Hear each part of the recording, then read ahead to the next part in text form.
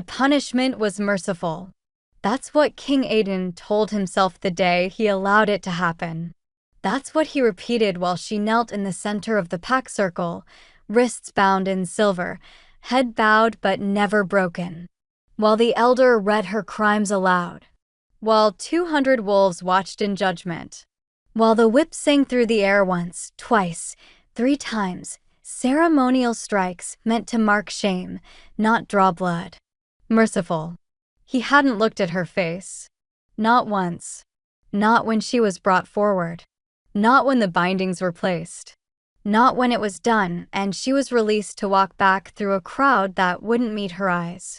He'd kept his gaze fixed on the horizon like a coward. And now, 6 weeks later, he still couldn't look at her. Because Ella didn't cry. She didn't beg for forgiveness or plead her case or rage against the injustice. She simply disappeared. Not physically, she was still there, living on the furthest edge of pack territory in a cottage that had been abandoned for years. But socially, emotionally, spiritually, she became a ghost. She stopped attending gatherings. Stopped coming to the communal meals. Stopped defending herself when the whispers started, when they grew teeth, when they turned from pity to suspicion to something uglier. To the pack, her silence looked like guilt. To Aiden, it felt like a verdict he couldn't appeal. Hey, beautiful souls watching from wherever you are in this world. Whether you're curled up in bed, driving through traffic, or hiding from responsibilities, I see you. And I'm so glad you're here. How are you doing today? Really. I hope you're taking care of yourself, drinking water, remembering that you matter. Now let's get back to Aiden. Because guilt, my friends, is a patient predator. And it was eating him alive. The morning it all unraveled started like any other. Aiden stood in his study, staring at reports he wasn't reading. Numbers blurred. Words meant nothing. His wolf paced restlessly beneath his skin, agitated in a way that had become constant since that day in the circle. She broke the law, he reminded himself. Again. For the 1000th time. The sacred law. The one that kept the pack safe. The one that prevented chaos and protected order. She'd violated it knowingly, deliberately, and there were witnesses. The council had deliberated. The punishment had been decided. As Alpha King, his role was to uphold the law, not question it. Not for anyone. Not even for her. Especially not for her. Because Ella wasn't just any pack member. He slammed the thought down before it could finish. A knock at the door interrupted his spiral. Enter. His beta, Liam, stepped inside, expression carefully neutral in that way that meant he was about to say something Aiden wouldn't like. The supply run came back. They left the usual delivery at her cottage. And? Aiden's voice came out sharper than intended. She refused it. Again. Left everything sitting on the porch. One of the younger wolves tried to insist, said it was pack provision, and Liam hesitated. She what? She told him that accepting charity from the pack would imply she still considered herself part of it. Then she closed the door. The words hit like claws to the chest. Aiden's hands curled into fists on the desk. She's still pack. The punishment doesn't change that. Does she know that? Liam's question was quiet. Dangerous. Because from where she's standing, we marked her, humiliated her, and then pretended it was justice. It was justice. She broke the law. I know. Liam's interruption was unprecedented. The beta never interrupted his alpha. Never. But you and I both know she's not the villain the pack is making her out to be. And your silence is letting them destroy her. Aiden's wolf snarled, pushing against his control. Alpha power flooded the room, a warning, a reminder of hierarchy. Liam's head bowed automatically, but his jaw stayed tight. Defiant even in submission. You're dismissed, Aiden said coldly. Liam left without another word. And Aiden was alone again with the guilt that wouldn't let him breathe. He'd been helping her. Quietly. Carefully. In ways that couldn't be traced back to him. The food deliveries Liam mentioned, those came from Royal Provisions, not pack stores. The work assignments near her cottage that kept getting cancelled, giving her space and privacy, those orders came from his desk. The guards who happened to patrol near her land more frequently, those were his wolves, positioned there specifically to ensure no one harassed her. She had to know. She was too smart not to notice the pattern. And that knowledge, that she knew he was helping her while still refusing to acknowledge him, to speak to him, to even look in his direction, that somehow hurt worse than everything else. Because it meant she understood. She understood that he was trying to fix this without admitting he'd been wrong. That he was attempting to ease his conscience without actually facing what he'd done. That he was a coward. The realization settled in his chest like lead. That evening, Aiden did something he'd been avoiding for 6 weeks. He went to see her. Not officially. Not as Alpha King. He left the formal robes in his chambers, dismissed his guard, and walked through the forest alone as the sun bled red across the horizon. The path to her cottage was overgrown, no one traveled this way anymore. She'd made sure of that. He could smell her before he saw the cottage. Lavender and rainfall, the scent that used to make his wolf go calm and alert all at once. Now it just made him ache. The cottage sat in a small clearing, humble and worn but meticulously maintained. Ella had always been like that, taking broken things and making them whole through sheer stubborn will. She was in the garden. Aiden stopped at the tree line, watching. She knelt in the dirt, hands deep in soil, planting something he couldn't identify from this distance. Her hair, dark and long, usually bound, hung loose down her back. She wore simple clothes, stained with earth and work. She looked thin. Too thin. Like she wasn't eating enough. His fault. All of it his fault. He must have made a sound, a breath, a shift, because she froze. Then slowly, so slowly, she turned her head. Their eyes met. And Aiden forgot how to breathe. Her face was thinner too, sharper. But her eyes, those deep brown eyes that used to look at him with warmth, with laughter, with something he'd never had the courage to name, they were empty. Not angry. Not hurt. Empty. Like she'd carved out every piece of herself that used to care and buried it somewhere he couldn't reach. You shouldn't be here. Her voice was quiet. Steady. Worse than any scream. I wanted to check. He stopped. What could he say? That he wanted to check if she was okay? She clearly wasn't. That he wanted to help? She'd refused every attempt. That he was sorry? He wasn't allowed to be sorry. Kings didn't apologize for upholding the law. I'm fine, she said, answering the question he hadn't asked. She turned back to her planting, dismissing him. You can tell whatever scout sent you that I'm alive and functional. Your conscience is clear. No one sent me. The words came out rougher than intended. I came because you feel guilty. She didn't look at him, just kept working the soil with methodical precision. I understand. You did what you had to do. The law is the law. I don't blame you, Aiden. Hearing his name in her voice, not Your Majesty, not Alpha King, just his name, it broke something in him. Then why won't you look at me?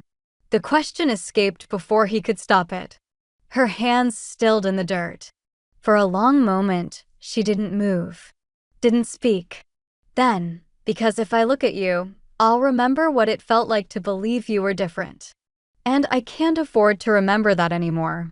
The words were a knife between his ribs. She stood, brushing dirt from her hands, and finally, turned to face him fully. Go home, Aiden. Go back to your throne and your laws and your clear conscience. I release you from whatever obligation you think you owe me. We're done. Ella, we are done. She walked past him, heading into the cottage and closed the door with a quiet click that sounded like a cell locking. Aiden stood in the growing dark, surrounded by the scent of lavender and rainfall, and understood with perfect clarity the punishment had been merciful. What came after was the real cruelty, and he'd administered every moment of it himself. So here's my question for you, watching right now. Have you ever done the right thing and regretted it every day since? Have you ever chosen duty over your heart and wondered if you made the biggest mistake of your life? Drop a comment. Tell me. Because Aiden's about to learn that sometimes the law protects everything except what actually matters. And if you're already invested in this disaster of a king who can't fix what he broke, stay with me. Subscribe. Because it gets so much worse before it gets better. I promise you, this story is going to hurt in the best way. The whispers started 3 days after Aiden's failed visit to Ella's cottage. At first, they were the same ones that had circulated since the punishment. Speculation about what she'd done, why she'd done it, whether the Alpha King had been too harsh or too lenient. Pack gossip, inevitable and mostly harmless. But then the tone shifted. Did you see him go to her cottage? At sunset. Alone. Why would the Alpha King visit her personally if she's just a lawbreaker? Maybe she wasn't guilty after all. Or maybe she's manipulating him, using whatever she did to get sympathy. Aiden heard every word. As Alpha King, very little happened in his territory without reaching his ears. His network of loyal wolves kept him informed, sometimes too informed. He stood in the council chamber now, listening to Elder Marcus drone on about border patrols and trade agreements, but his mind was miles away. Stuck in that garden. Stuck on the way Ella's voice had sounded when she'd said we're done. Like she meant it. Like she'd already grieved whatever they'd been and moved on. While he was still bleeding from wounds he couldn't acknowledge. Your Majesty? Aiden's attention snapped back to the present. The entire council was staring at him, 5 elders, his beta Liam, and his head enforcer Zach. All waiting. Apologies. Repeat the question. Elder Marcus exchanged a glance with Elder Margaret before speaking. We were discussing the Hartley matter. The punishment. There are concerns. Aiden's spine went rigid. What concerns? The pack is divided, Margaret said carefully. She was the eldest of the council, a woman who'd advised 3 Alpha Kings before Aiden. She chose her words like weapons, precise and devastating. Some believe the punishment was just. Others believe it was excessive. And a growing number believe there's more to the situation than what was presented. The situation was investigated thoroughly, Aiden said, his voice dropping into that dangerous alpha timbre that usually ended debates. Evidence was presented. Witnesses testified. The law was clear. The law was followed, Zach agreed. The enforcer was built like a mountain and had the personality of one blunt, unmovable, loyal to structure above all else. But the Alpha King's recent, personal interest in the Hartley woman has raised questions. Every muscle in Aiden's body locked. Explain. You've been seen near her territory. Alone. Multiple times. Marcus leaned forward. Supply deliveries that come from royal provisions instead of pack stores. Guard rotations that have mysteriously increased around her cottage. Work assignments near her land that get cancelled. These things don't go unnoticed, Your Majesty. I'm ensuring the well-being of all pack members, Aiden said coldly, including those who've been punished. That's my responsibility. Is it your responsibility to visit her personally? Margaret's question was gentle, but it landed like a blow. At sunset? Without your guard? Because to an outsider, or to pack members looking for scandal, that appears less like duty and more like something else. The unspoken word hung in the air. Favoritism. Or worse, weakness. What are you suggesting? Aiden's voice could have frozen fire. We're suggesting, Marcus said slowly, that you distance yourself from the situation. Completely. The pack needs to see that the law applies equally to everyone, including those the Alpha King might have personal feelings for. The silence that followed was suffocating. Liam shifted uncomfortably. Zach's expression remained neutral. The elders watched Aiden with the careful assessment of wolves who'd seen kings fall for less than what they were implying. I have no personal feelings for Ella Hartley beyond what I hold for any pack member, Aiden said, each word carved from ice. But I will not allow her to be targeted or harassed because of baseless rumors. If anyone has evidence of misconduct on my part, present it. Otherwise, this conversation is over. Of course, Your Majesty. Margaret inclined her head. We simply wanted to make you aware. For the good of the pack. The meeting continued, but Aiden absorbed nothing else. His mind was stuck on one terrible realization. They were right. His attempts to help Ella hadn't protected her. They'd painted a target on her back. Because if the Alpha King was interested in her, for whatever reason, then she became dangerous. A potential weakness in the armor of his authority. And the pack would eliminate weaknesses. They always did. After the council dismissed, Liam caught up with Aiden in the corridor outside the chamber. You need to tell them the truth, the beta said quietly. Aiden kept walking. There's nothing to tell. Like hell there isn't. Liam matched his stride. You've been half in love with that woman for 2 years. Everyone with eyes knows it. The only reason it never became an issue is because she kept her distance and you never acted on it. She broke the law, Liam. I know that. You know that. But what you know that the council doesn't is why she broke it. And that's what's eating you alive. Aiden stopped walking. They were in a deserted section of the manor now, stone walls and empty corridors. Safe from listening ears. He turned to face his oldest friend. Even if I wanted to explain, I can't. The law doesn't care about intentions. Then maybe the law is broken. The words were treason. Small, quiet treason, but treason nonetheless. Aiden should have reprimanded him. Should have reminded Liam of his place, of the hierarchy, of the rules that kept their world from descending into chaos. Instead, he said, "Tell me what you know." Liam blinked. About Ella. About what really happened 6 weeks ago. Aiden's jaw tightened. I know the official report. I know what the witnesses said. I know what the law dictates. But I also know you've been digging. So tell me what you found. For a moment, Liam looked like he might refuse. Like he might hold on to the information out of principle or protection or some misguided attempt to save Aiden from himself. Then he sighed. The night before the incident, there was a breach at the eastern border. Small.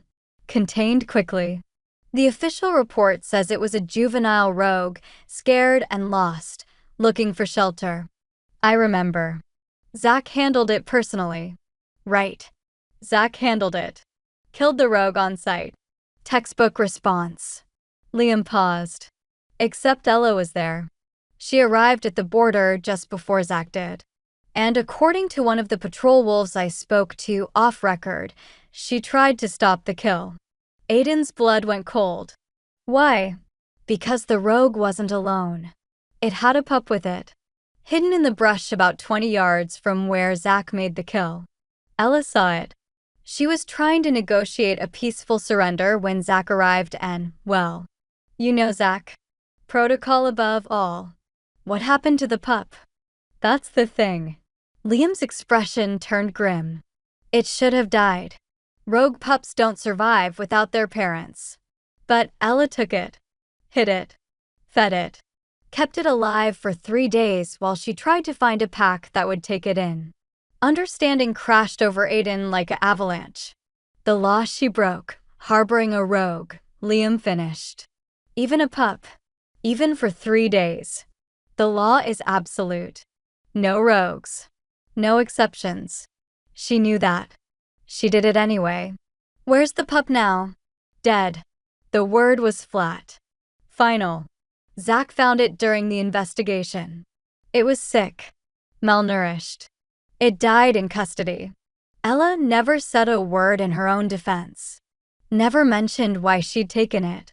Just accepted the punishment. Aiden felt the ground shift beneath him. She let herself be punished for trying to save a dying pup. Because explaining would have meant admitting Zach killed its parent unnecessarily. Would have meant questioning protocol. Starting an internal investigation. Creating division. Liam met his eyes. She chose to be the villain so the pack could stay united. The knife that had been between Aiden's ribs since that day in the circle, it twisted. Why didn't you tell me this before the punishment? I didn't know before the punishment. I only found out after. And by then, Liam's voice softened with something close to pity. By then it was too late. The law had been upheld. Justice had been served. And you'd already made your choice. Aiden turned away, fist slamming into the stone wall hard enough to split his knuckles. Pain bloomed, sharp and clean, but it didn't touch the agony in his chest. She'd protected the pack, and he'd punished her for it. That night, Aiden stood in his private chambers, staring at a box he hadn't opened in 2 years. Inside were things he should have thrown away. Things he'd kept hidden like shameful secrets. A ribbon Ella had worn in her hair during the summer festival. He'd found it caught on a branch after she'd left and pocketed it without thinking.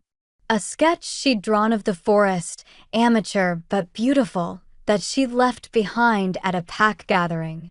He'd claimed it before anyone else could. A letter she'd written to the council proposing improvements to the pack's education system for younger wolves.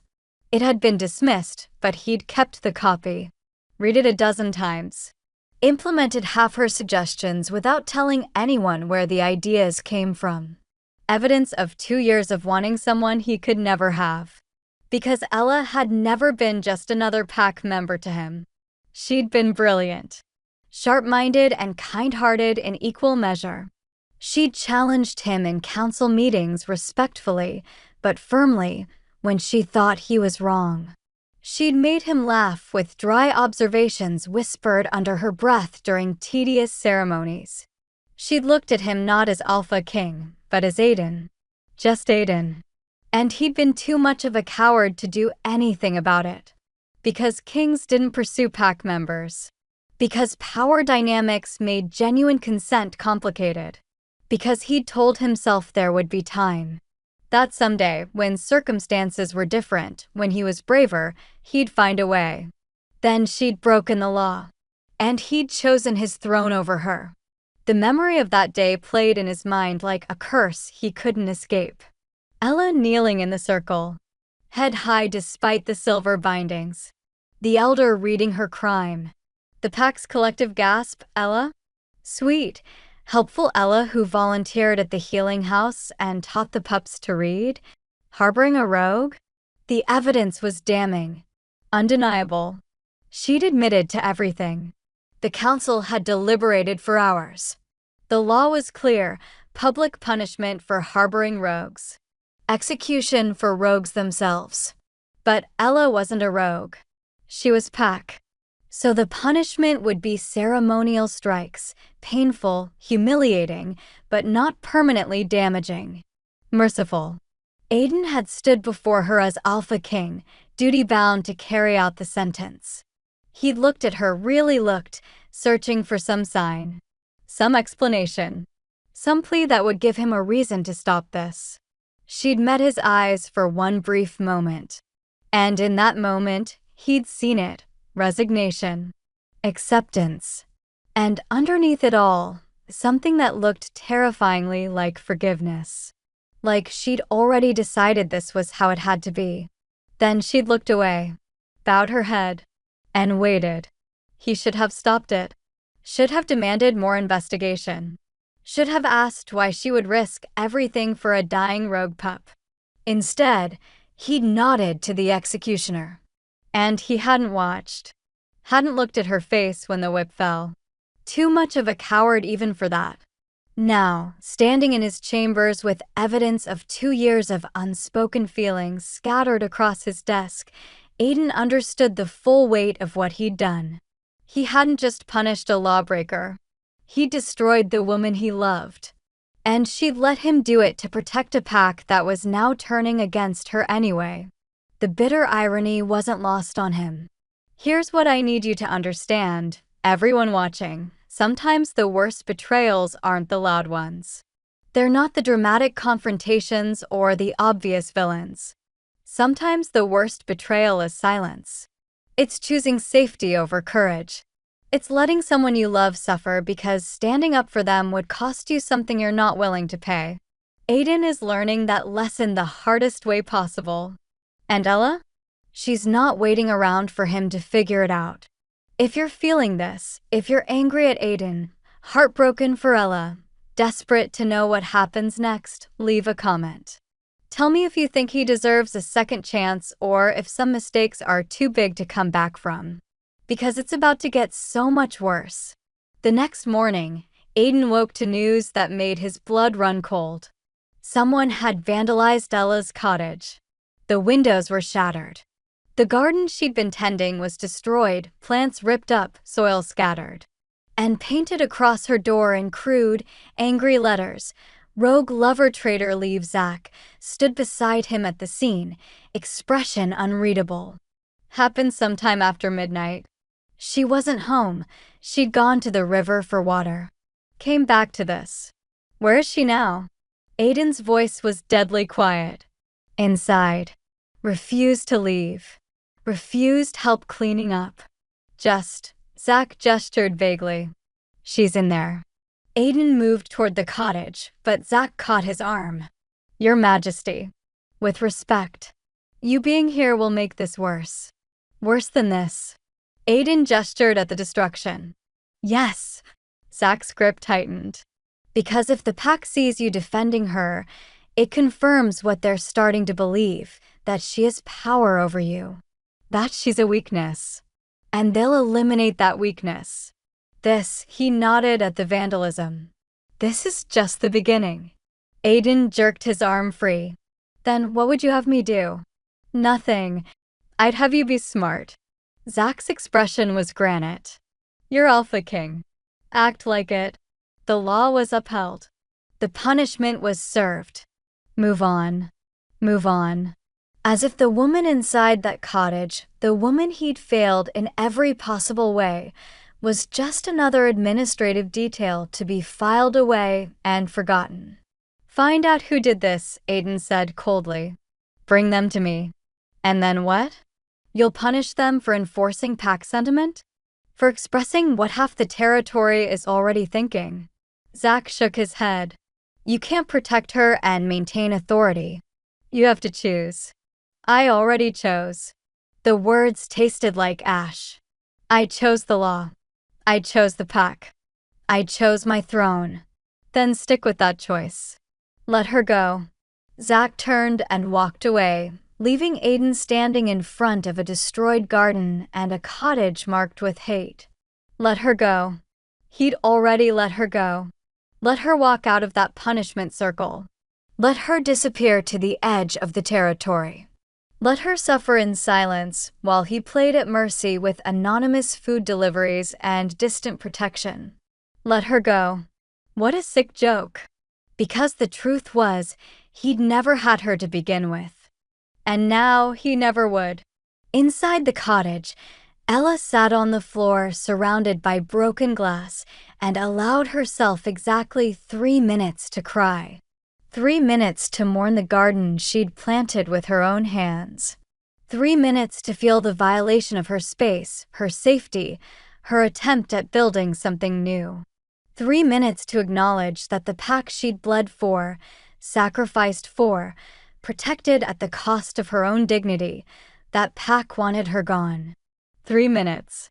Then she stood up, wiped her face, and started cleaning. Because that's what you did when the world broke you.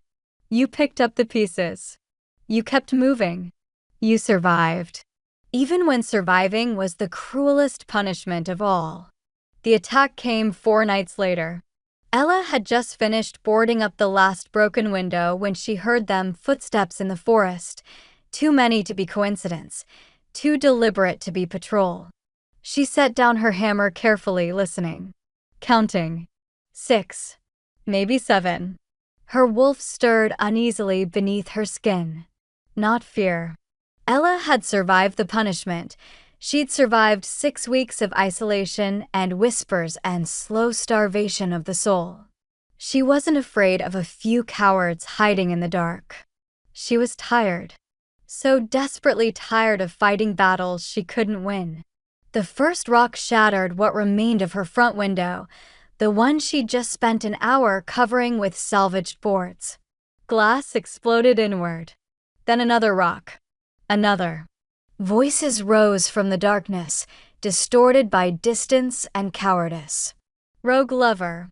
Get out. You don't belong here. Ella stood in the center of her small cottage, surrounded by falling glass and hate, and made a decision. She walked to the door, opened it, stepped outside. The rocks stopped immediately. 7 wolves stood at the edge of her property, young ones mostly, emboldened by darkness and pack mentality. She recognized 3 of them. One was barely 18, a boy named Theo who she'd tutored in reading 2 years ago. He couldn't meet her eyes now. You want me gone? Ella's voice carried across the clearing, calm and clear. Then have the courage to say it to my face in daylight. Stop hiding like rogues in the dark. You're the rogue. A girl stepped forward, Kara, daughter of one of the council elders. Her face was twisted with self-righteous fury. You broke the law, harbored the enemy, and now you've manipulated the Alpha King into protecting you. I haven't manipulated anyone. Then why does he keep visiting you? Why do supplies show up at your door? Why are guards always nearby? Kara's voice rose, feeding off the crowd's energy. You're using him, making him weak. And when an alpha is weak, the whole pack suffers. The accusation landed like the whip had sharp, precise, designed to mark. I never asked for his help, Ella said quietly. I never asked for anything except to be left alone. You should have left entirely. Another voice from the group. Should have taken your punishment and gone rogue for real. But you stayed. You're still here. Still a reminder of his weakness. Still a threat. Threat. The word echoed in Ella's mind. She'd spent 6 weeks trying to be invisible. Trying to disappear into the edges of pack territory. Trying to make herself so small, so insignificant, that everyone would forget her transgression and move on. But they weren't going to move on. Because this was never about what she'd done. It was about what she represented, proof that the Alpha King could be swayed. That the law could be questioned. That mercy might matter more than order. And the pack couldn't allow that. I'll leave, Ella heard herself say. The words surprised her as much as they surprised the wolves in front of her. But once spoken, they felt right.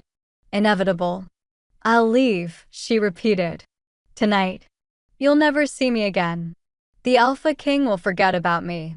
And you can all go back to feeling safe in your perfect, ordered world. She turned to go back inside, to pack the few belongings she had left, when Kara's voice stopped her cold. We don't believe you. Ella turned slowly. Excuse me. You've had 6 weeks to leave. You didn't. You stayed. Close enough to tempt him. Close enough to weaken him. Kara's smile was cruel. We think you want to be here. We think you're planning something. So we're going to make sure you can't. The 7 wolves began to circle her cottage. And Ella understood with perfect, terrible clarity, they weren't here to scare her away. They were here to make leaving her only option by destroying the option to stay. The fire started in 3 places simultaneously. Ella watched from her doorway as flames licked up the sides of her cottage, the home she'd repaired with her own hands, the garden she'd planted, the one small piece of the world that had been hers. The 7 wolves stood back, watching their handiwork with expressions ranging from satisfaction to uncertainty. Theo, the boy she'd taught to read, looked sick, but he didn't move to help, didn't call for water, didn't do anything except stand there and watch. "You have 5 minutes to get whatever you can carry," Kara announced. "Then we're reporting this as an accident." A lantern tipped over. Tragic, but these old cottages are fire hazards. No one will question it. She was probably right. Who would investigate a fire at the edge of territory? Who would care about what happened to the punished wolf everyone wanted gone anyway? Ella should have been angry. Should have felt rage or betrayal or grief. Instead, she felt nothing. Just a vast, hollow emptiness where her hope used to live. She walked back inside the burning cottage, smoke already thick, heat already oppressive, and grabbed the only thing that mattered, a small wooden box containing her mother's letters. Everything else could burn. She was halfway out the door when she heard it. A whimper. Soft. Terrified. Coming from the corner of the cottage she used for storage. No, not again. Ella dropped the box and ran toward the sound, smoke burning her lungs, heat searing her skin. She found it huddled behind a stack of firewood, a pup. Maybe 4 months old. Matted fur. Visible ribs. Eyes wide with terror. A rogue pup. Of course it was. Because the universe had a sick sense of humor. The pup must have been hiding in her woodpile for days, scavenging scraps, too scared to reveal itself. And now it was trapped in a burning building with no way out. Ella's mind raced. She could leave it. Should leave it. The law was clear. Harboring rogues, even accidentally, carried consequences she'd already paid once. Paid with her dignity, her place in the pack, her future. Saving this pup would destroy whatever microscopic chance she had at redemption. But looking into those terrified eyes, Ella made the same choice she'd made 6 weeks ago. The same choice that had damned her then. The same choice that would damn her now. She grabbed the pup, it yelped and tried to bite, but she held firm and ran for the door. Smoke blinded her. Heat blistered her skin. The ceiling groaned ominously. She burst through the doorway just as part of the roof collapsed behind her, flames reaching toward the sky like judgment. The 7 wolves stared at her, at the rogue pup trembling in her arms. Kara's expression shifted from satisfaction to something darker. Triumphant. "Well," she said softly, "isn't this interesting?" They dragged Ella back to the capital at dawn. Not gently. Not with any pretense of protocol. Theo and another young wolf gripped her arms while Kara carried the pup, now sedated with some herb the girl had produced from her pack. Evidence. Living, breathing evidence of a second violation. Ella didn't fight. Didn't argue. Didn't speak. What was there to say? The law was the law. She'd broken it. Again. And this time, there would be no mercy. This time, the punishment would be permanent. They marched her through the capital as the pack woke to a new day. Wolves emerged from their homes, drawn by the commotion. Whispers spread like wildfire, faster than the one that had destroyed Ella's cottage. She had another rogue. She's been harboring them all along. The Alpha King was right to punish her the first time. This time she deserves worse. Ella kept her eyes forward, kept her spine straight. If she was going to fall, she'd fall with dignity. They brought her to the Great Hall, the same hall where she'd been sentenced 6 weeks ago. The council was already assembled, summoned by early morning messengers. And at the head of the room, standing behind the Alpha's throne like a man carved from stone, was Aiden. Their eyes met. For one brief, infinite moment, Ella saw everything she'd lost reflected back at her. Everything that could have been if the world had been different. If she'd been different. If he'd been braver. Then his expression shuddered. Went cold. Distant. Alpha King. Not Aiden. The distinction had never mattered more. Elder Marcus stepped forward. Ella Hartley, you stand accused of harboring a rogue again, of violating the very law you were punished for breaking, of betraying the mercy you were shown. His voice rang through the hall. How do you answer? Mercy. The word was a knife. Guilty, Ella said quietly.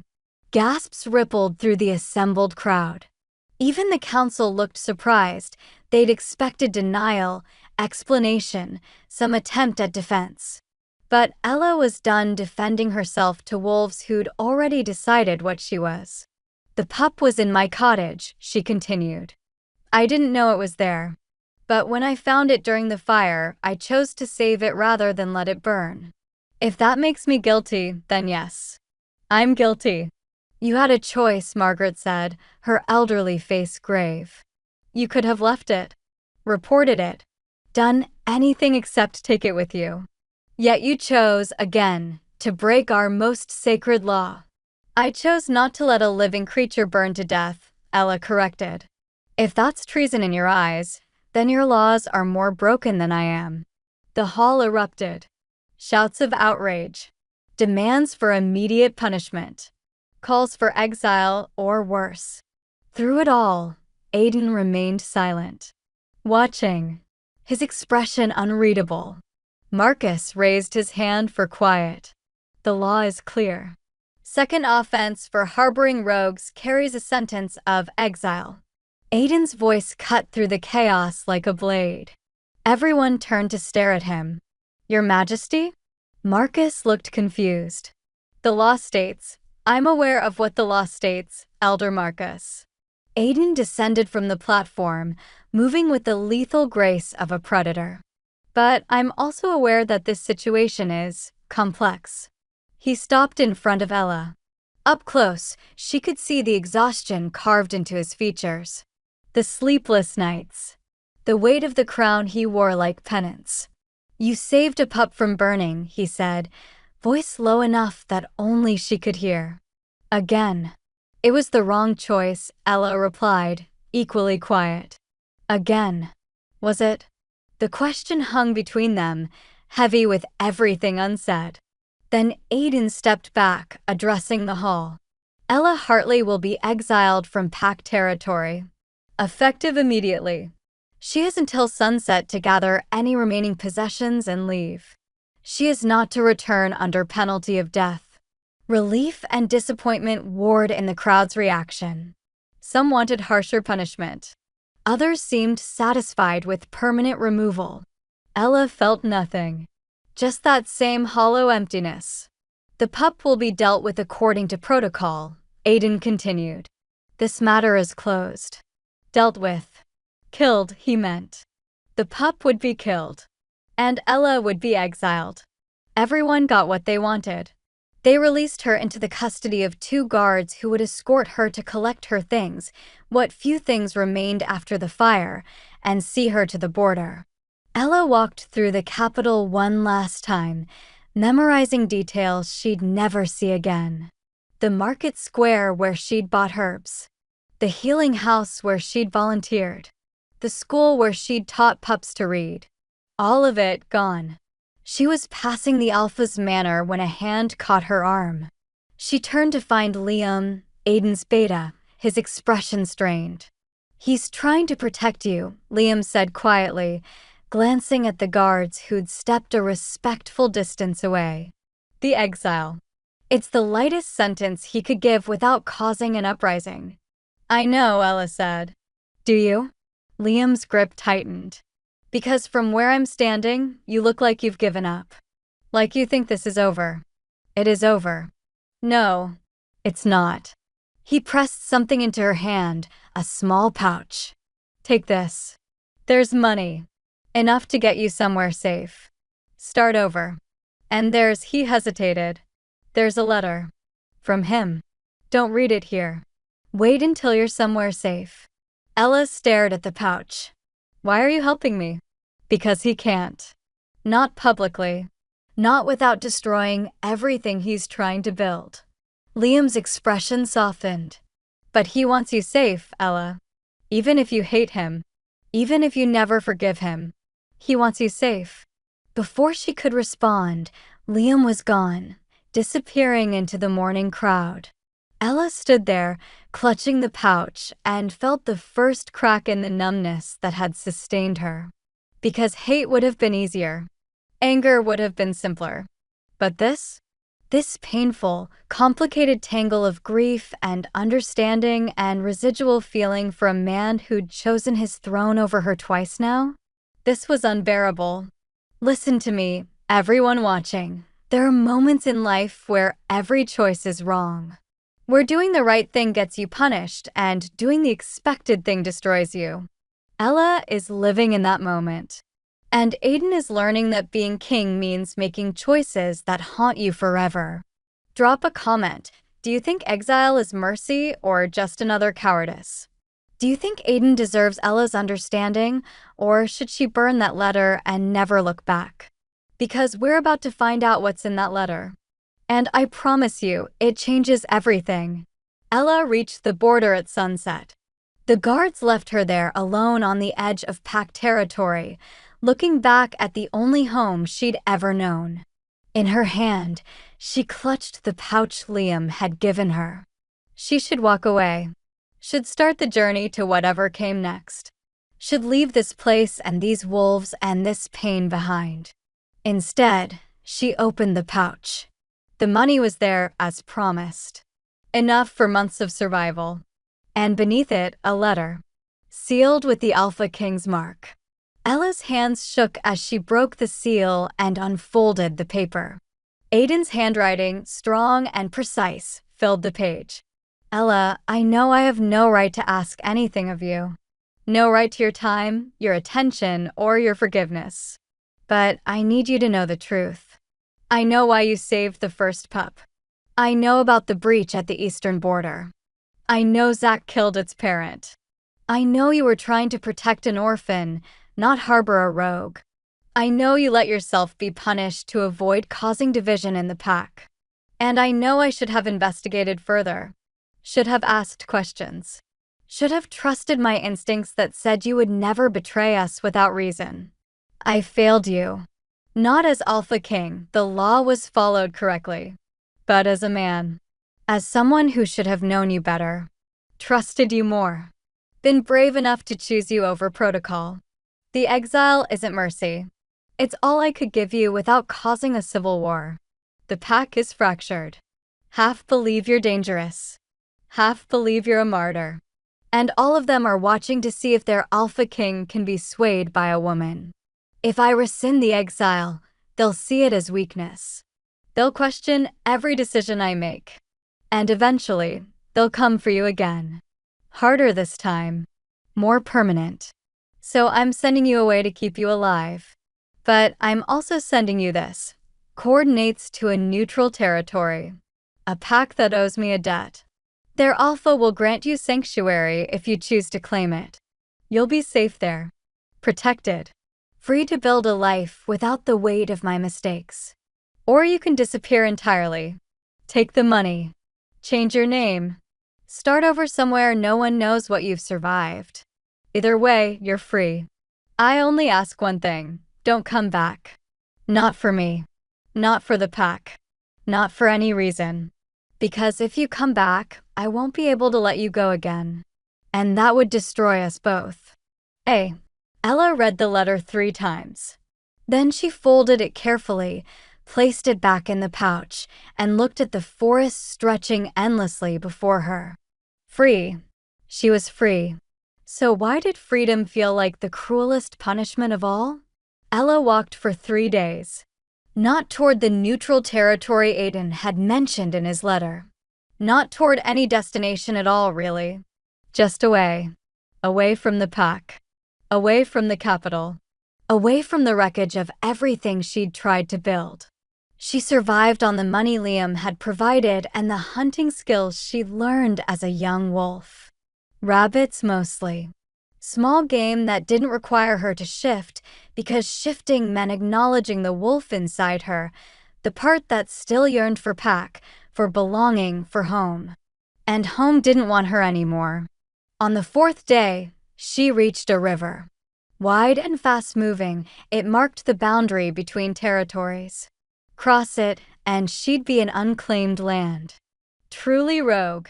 No pack law, no protection, but also no judgment. No whispers. No memories of a man who'd looked at her with regret but still chosen his throne. Ella stood on the bank, watching the water rush past, and pulled out Aiden's letter one more time. Don't come back. The words were a command. A plea. A confession. Because if you come back, I won't be able to let you go again. She should hate him for that. For admitting feeling only after exiling her. For being brave enough to write what he'd been too cowardly to say to her face. But hate required energy Ella didn't have anymore. She was refolding the letter when she heard it, a sound that made her blood freeze. Crying.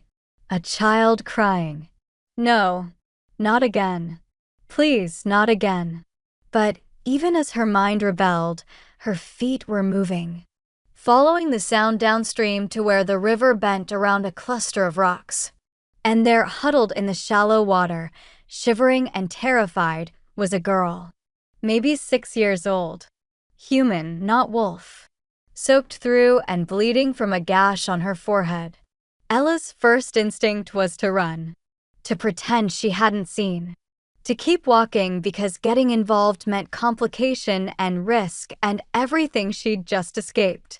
But the girl looked up at her with eyes so full of hope and fear that Ella's resolve crumbled like ash.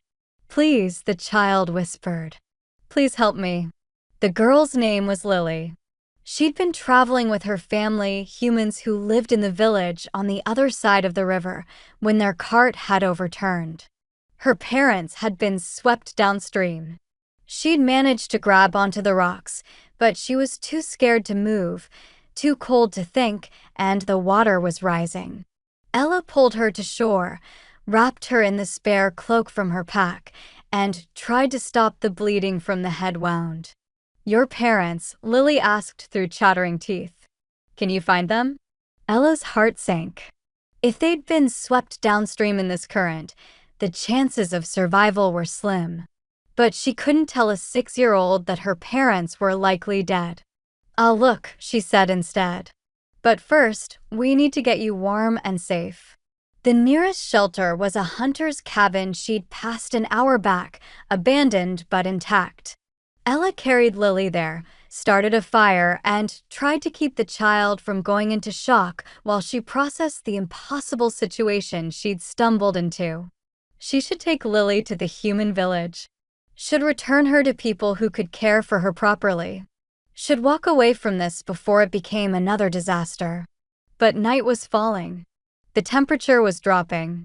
And Lily's wound needed proper attention before she could be moved. So Ella stayed. She cleaned and bandaged the gash, fed Lily the last of her dried meat, told her stories to keep her calm. And when the child finally fell asleep, Ella sat by the fire and stared at the flames, wondering what cosmic joke kept putting children in her path that she was doomed to save at the cost of everything else. She was still sitting there when the door burst open. 3 wolves stood in the entrance. Not from Aiden's pack. Their scent was different, their bearing unfamiliar. Rogue hunters, Ella realized. Wolves who made their living tracking and killing rogues in unclaimed territory. And she was very much in unclaimed territory. The leader, a scarred male with eyes like chips of ice, smiled when he saw her. Well, what do we have here? Ella stood slowly, positioning herself between the hunters and the sleeping child. I'm just passing through. No trouble. Passing through with a human pup? The leader's smile widened. That's interesting. Last I checked, rogues don't usually play nursemaid. I'm not a rogue. The words came automatically. Then Ella realized how hollow they sounded. I mean, I was exiled. But I haven't exiled. Rogue. Semantics. He stepped into the cabin, and the other 2 followed. The space suddenly felt suffocatingly small. Point is, you're in unclaimed territory without pack protection. which makes you fair game. Rogue hunters operated in legal gray areas. Technically, they were supposed to kill only confirmed rogues, wolves who'd gone feral or committed crimes. But in practice, they killed anyone they could justify as a threat. And an exiled wolf with a human child would be easy to justify. "The girl needs medical attention," Ella said, fighting to keep her voice steady. "Let me take her to the village and I'll leave. You'll never see me again." "Oh, I don't think so." The leader circled her slowly, assessing. "See, there's a bounty on exiled wolves from your pack. Seems your alpha king wants to make sure his cast-offs don't cause problems in neighboring territories. Dead or alive, we get paid." The words hit like a physical blow. Aiden had put a bounty on her? No, that couldn't be right. He'd given her money, coordinates to Sanctuary. He'd told her to be safe. Unless that was a lie. Unless the letter was just one more manipulation to make her leave quietly while he ensured she'd never be a problem again. "I don't believe you," Ella said. The leader shrugged. "Believe what you want. Won't change the outcome." He nodded to his companions. "Take her. Kill the human. We'll claim she was attacking the kid when we arrived." The casual way he said it, "kill the human," made Ella's wolf surge to the surface with a snarl that surprised even her. "Touch her and I'll rip your throat out." The leader laughed. "There's the wolf we were hoping for. Been too long since we had a decent fight." What happened next was instinct and desperation in equal measure. Ella shifted. She hadn't shifted since the punishment, hadn't trusted herself to, hadn't wanted to face the wolf that had been marked and exiled and broken. But now, with Lily's life on the line, her wolf rose fierce and furious. The transformation took seconds. Then she stood on 4 legs between the hunters and the sleeping child, every tooth bared, every muscle coiled to strike. The hunters shifted too. 3 against 1. Larger, stronger, more experienced in killing. But Ella had something they didn't. Nothing left to lose. The fight was brutal and brief. Ella fought like a cornered animal, all claws and teeth and desperate fury. She managed to wound 2 of them, drive them back, create enough chaos that Lily woke screaming. That's when the leader made his move. He went for the child. Ella saw it happening in slow motion. Saw him lunge past her toward Lily. Saw his jaws open. Saw the killing blow coming. She threw herself between them. The leader's teeth sank into her shoulder instead of Lily's throat. Pain exploded white-hot and all-consuming. Ella's vision blurred. Her legs buckled. But she'd bought time. Time for Lily to run. Time for the small, terrified human girl to scramble out the door and disappear into the night. Time for Ella to shift back to human form, bleeding and broken on the cabin floor, and face her death with the grim satisfaction that at least this time, she'd saved someone. The leader shifted back too, standing over her. "Stupid. Dying for a human? For a pup that's not even yours. Better than living as something like you," Ella gasped out. He raised his clawed hand for the killing blow. It never landed. Because the cabin door exploded inward, and a wolf the color of midnight crashed into the leader with enough force to shatter bone.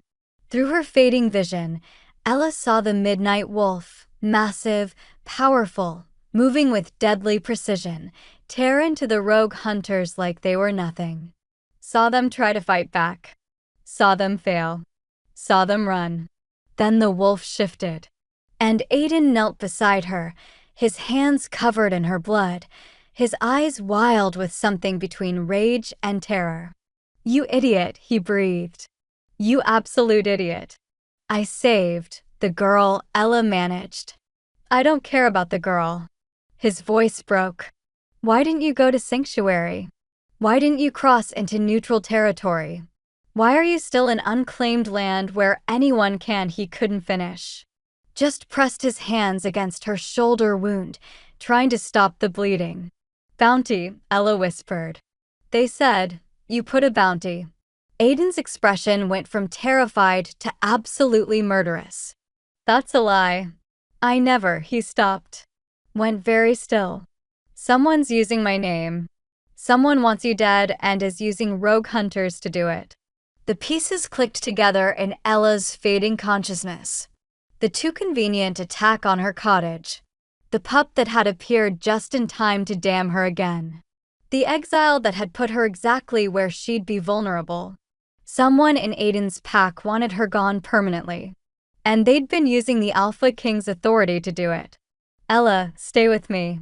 Aiden's voice pulled her back from the gray edges of unconsciousness.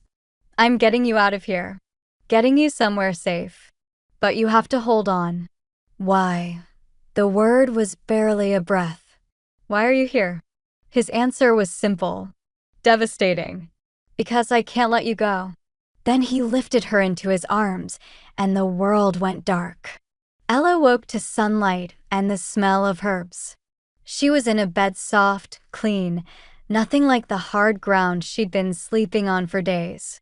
Her shoulder was bandaged, throbbing but manageable.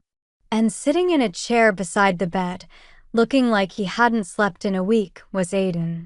Their eyes met. For a long moment, neither spoke. Then, where am I? Neutral territory. The sanctuary I mentioned in the letter. You're safe here. Aiden's voice was rough with exhaustion. The Alpha owes me a blood debt. No one will touch you. How did you find me? I've been following you since you left. The confession came out flat. Matter of fact. At a distance.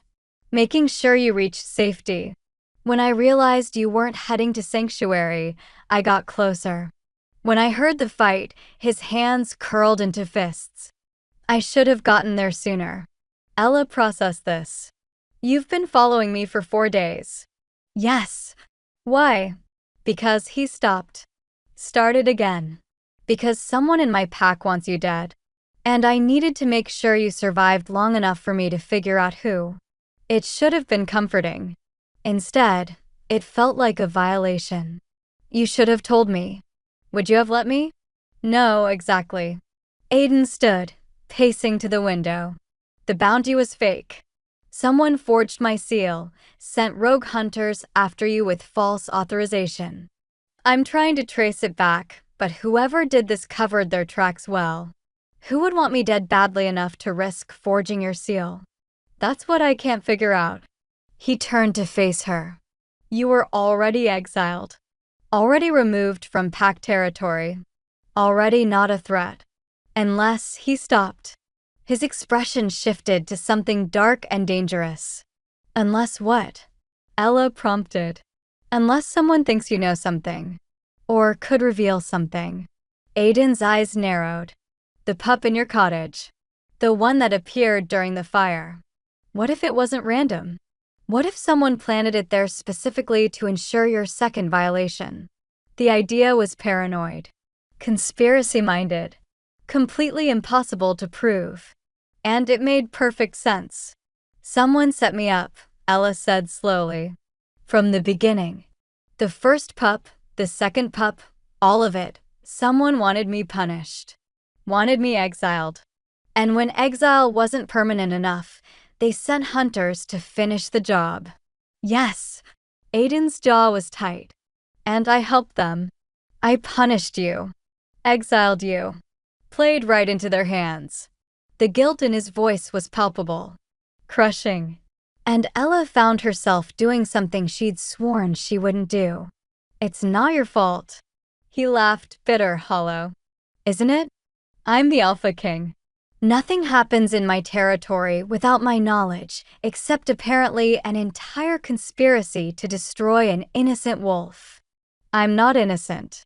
I did break the law. To save a child. Aiden's shout echoed in the small room. You broke the law for the right reasons, and I punished you for it. I chose protocol over truth. Order over justice. My throne over, he stopped. Didn't finish the sentence. But Ella heard the unspoken word anyway. You. Why are you really here, Aiden? The question came out softer than intended. You could have sent guards. Could have hired protection. You didn't have to follow me yourself. He was quiet for a long time. When he finally spoke, his voice was barely above a whisper. Because watching you walk away was the hardest thing I've ever done. And the thought of you dying out here alone, hating me, his voice broke. I couldn't survive that. Ella's heart, the part she'd been so careful to protect, to wall off, to keep safe from hope, cracked. I don't hate you, she admitted. You should. I know. She looked at her bandaged shoulder. At the room that wasn't a cell or a punishment or a cottage marked with hate. At the man who'd broken her and was now trying desperately to put the pieces back together. But I don't. Aiden crossed the room in 3 strides. Knelt beside her bed. Took her hand with a gentleness that made tears threaten. Let me fix this, he said urgently. Let me find out who's behind this and make them pay. Let me prove that I'm not the coward who stood by while you suffered. And then what? Ella's voice shook. You go back to your pack and your throne, and I stay here in sanctuary? We pretend this never happened? We live separate lives and call it closure. No, the word was fierce. Final. Then I abdicate. Ella's breath caught. What? I'll abdicate. Pass the crown to Liam or whoever the council chooses. And I'll stay here. With you. If you'll have me. You can't. You're the Alpha King. You can't just watch me. His grip on her hand tightened. I thought I needed the crown. Thought I needed the power and the authority and the respect. But these past weeks without you have taught me something crucial. I don't need any of it. I just need you. It was everything Ella had wanted to hear. And everything she couldn't let him do. You're not thinking clearly, she said gently. You're guilty and exhausted, and I'm in love with you. The words hung in the air between them, impossible and perfect and terrifying. I've been in love with you for 2 years, Aiden continued, voice raw. Since the day you stood up in council and told me I was wrong about the education reforms. Since you made me laugh during that terrible diplomatic dinner with the Northern Pax. Since I watched you teach a pup to read and realized you were the best thing in my entire kingdom. Tears were falling now. Ella couldn't stop them. Aiden.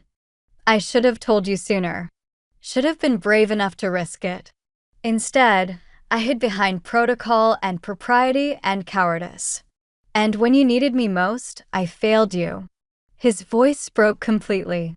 So let me fix it. Let me give up the one thing standing between us. Let me choose you this time. Ella wanted to say yes. Wanted to let him sacrifice his crown and his duty and everything he'd worked for. Wanted to be selfish enough to let him. But she'd spent 6 weeks understanding what it meant to lose yourself for someone else's comfort. She wouldn't let him do the same. No, she said softly. Aiden's expression crumpled. No, not because I don't, she couldn't say it. Couldn't admit that she loved him too, that she'd been half in love with him for just as long, that hearing him say it was both healing and destroying her. But because you'd resent me eventually. You'd give up your crown and your purpose, and one day you'd wake up and realize what you lost. And you'd hate me for it. That would never happen. You don't know that.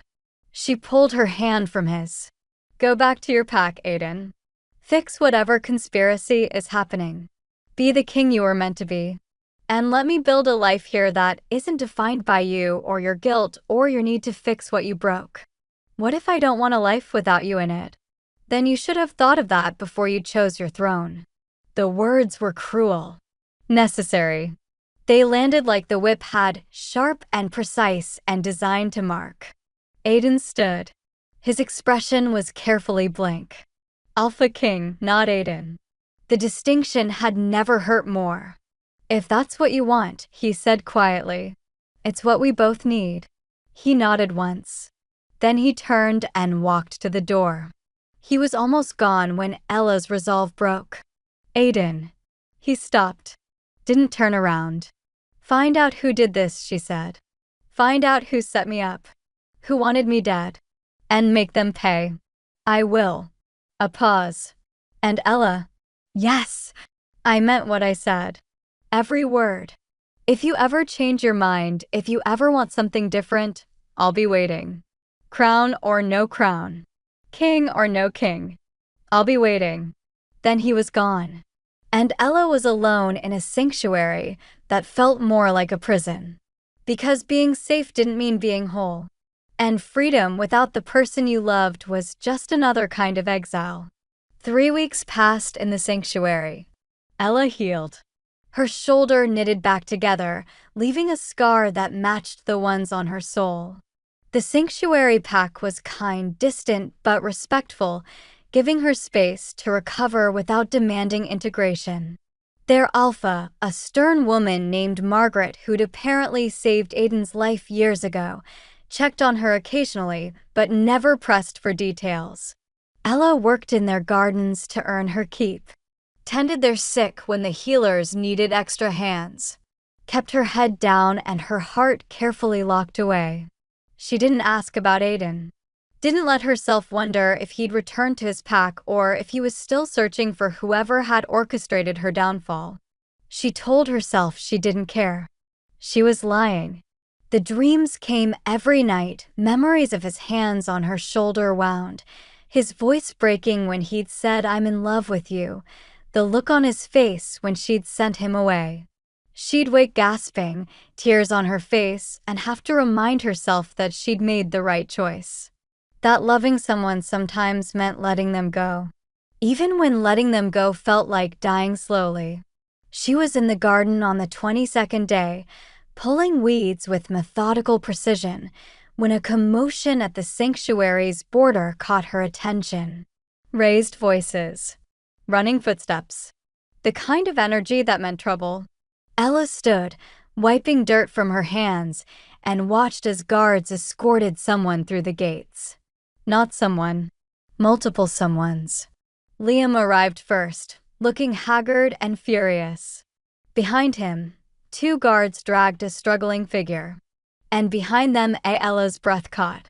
Zach, Aiden's head enforcer, bound in silver chains that burned his skin, his expression a mask of cold fury. "What's happening?" Ella asked as Liam approached. "We found him." Liam's voice was hoarse with exhaustion and rage. "The one who set you up. The one who forged Aiden's seal and sent rogue hunters. The one who orchestrated everything." Ella's eyes went to Zach. Him. Not just him. But he was a major part of it.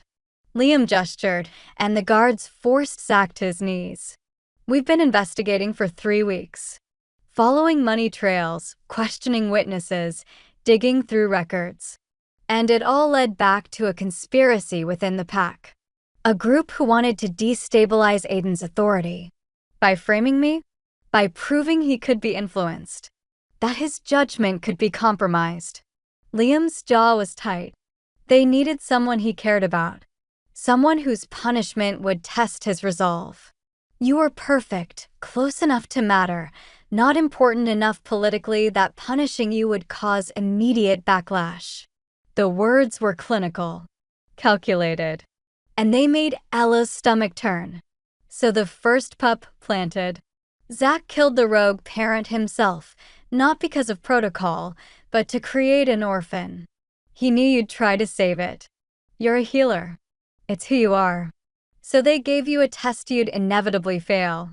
Liam's expression was grim. And when Aiden punished you according to law, it was supposed to prove he was strong, unmoved. A king who put duty above personal feeling. "But I didn't mean anything to him then," Ella protested. "We barely spoke." "Didn't you?" Liam's smile was sad. Everyone knew Ella. Everyone saw the way he looked at you.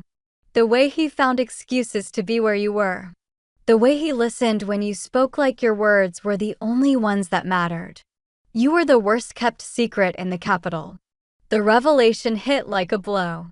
All those moments she dismissed as professional courtesy or polite interest, they'd been visible to everyone except her. And the second pup? Her voice was barely a whisper. Also planted. During the fire, Zach's people set the blaze, and one of them released the pup into your cottage at the last second. They knew you'd save it.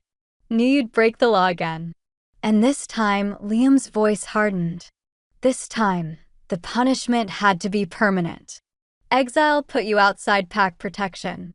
Made you vulnerable. Easy to eliminate. Why? Ella looked at Zach, who'd remained silent through all of this. Why go through all this trouble? Why not just kill me from the start? Zach's laugh was bitter. Because killing you without cause would have made you a martyr. But if you died as a lawbreaker, as a rogue in unclaimed territory, he shrugged despite the chains. No one would have questioned it. And Aiden would have carried that guilt for the rest of his life. Would have been weakened by it. Controllable. Controllable for whom? For the council who wanted him distracted while they consolidated power. For the elders who wanted to return to the old ways. For everyone who thought a young alpha king needed to be reminded who really runs the pack. Zach's smile was cold. You were just a tool, Ella. A convenient way to break him. The casual cruelty of it, the calculated destruction of her entire life to serve a political agenda, made Ella's wolf surge with fury. Where's Aiden? She demanded. At the Capitol, Liam said. Arresting the other conspirators. The council members who sanctioned this. The wolves who participated. He paused. It's bad, Ella. Half the council is implicated. There's going to be a purge. Trials. Probably executions. The pack is fracturing. And Aiden was handling it alone. Making impossible decisions. Dispensing justice. Being the king he'd been groomed to be, strong, unmovable, isolated. Just like they'd wanted. I need to go to him, Ella said. No, Liam's response was immediate. That's exactly what they'd want. You show up now, it confirms their narrative, that you influence him, weaken him, make him vulnerable. It would undermine everything he's trying to rebuild. So I do nothing? I stay here while he faces this alone. You staying here is what's keeping him strong. Liam's voice gentled. He needs to know you're safe. That they didn't win. That you're alive and healing and out of their reach. That's the only thing getting him through this. The words were meant to comfort. Instead, they felt like another cage. Why did you bring Zach here? Ella asked, changing tactics. Why not just execute him at the Capitol? Because Aiden wanted you to have something. Liam gestured to the guards, who produced a small box. Justice. Or as close to it as we can offer. Ella took the box with trembling hands. Inside was a simple piece of paper, an official decree bearing Aiden's seal. The real seal, not the forged one. She read it 3 times before the words made sense. It was a full pardon. Retroactive. Erasing both punishments from the record. Restoring her status as a full pack member. Acknowledging that she'd been wrongfully convicted and offering official apology on behalf of the crown. It was everything she should have wanted. And it meant nothing. Because a piece of paper couldn't undo the whip's marks. Couldn't erase 6 weeks of isolation. Couldn't restore the trust that had been shattered or heal the wounds that had been carved into her spirit. He wants you to come home, Liam said quietly. If you choose. No obligations.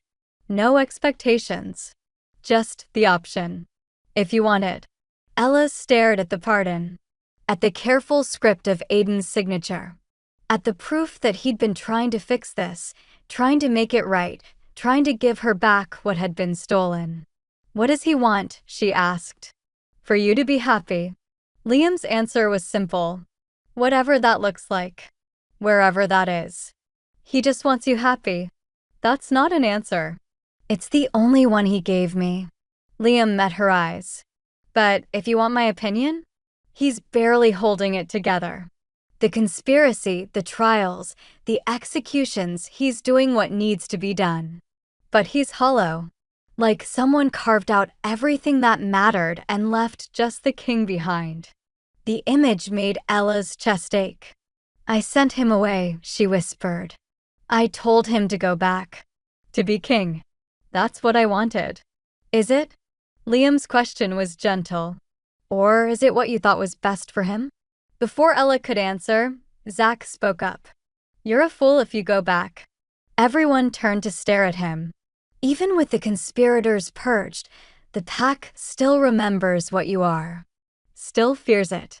You'll never be truly accepted. Never be truly safe. Zach's smile was cruel. And Aiden will have to choose, again, between protecting you and protecting his authority. How long before that choice destroys him? Or you? "That's enough," Liam snapped. But Zach wasn't finished. "You think this is over?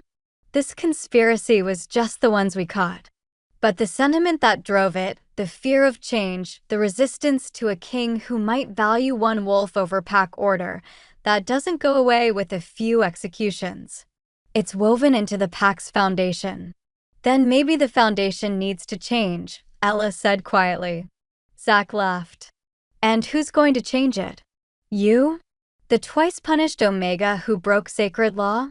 Or him, the king who's barely holding his territory together?" The words were designed to wound, to plant doubt, to make her question whether going back would help or hurt. And God's help her, they were working. That night, Ella couldn't sleep. She sat in the small cottage the sanctuary had provided, Aiden's pardon spread on the table before her, and tried to make sense of the impossible choice. Stay here. Safe. Removed from the politics and danger and inevitable conflict that would come from returning. Or go back. Risk everything. Try to build something new from the ashes of what had been destroyed. Both options felt wrong. Both options felt right. She was still staring at the pardon when someone knocked on her door. Ella opened it to find Margaret, the sanctuary's alpha, holding 2 cups of tea. "May I?" the older woman asked. Ella stepped aside, and Margaret entered with the calm authority of someone who'd seen every kind of trouble and survived it all. She set the tea on the table and sat without waiting for invitation. "Liam told me about the pardon," Margaret said. "And the choice you're facing. I don't know what to do." "Yes, you do." Margaret's smile was knowing. "You're just afraid to admit it because the smart choice and the right choice aren't the same thing." "What's the right choice?" "That's not for me to say.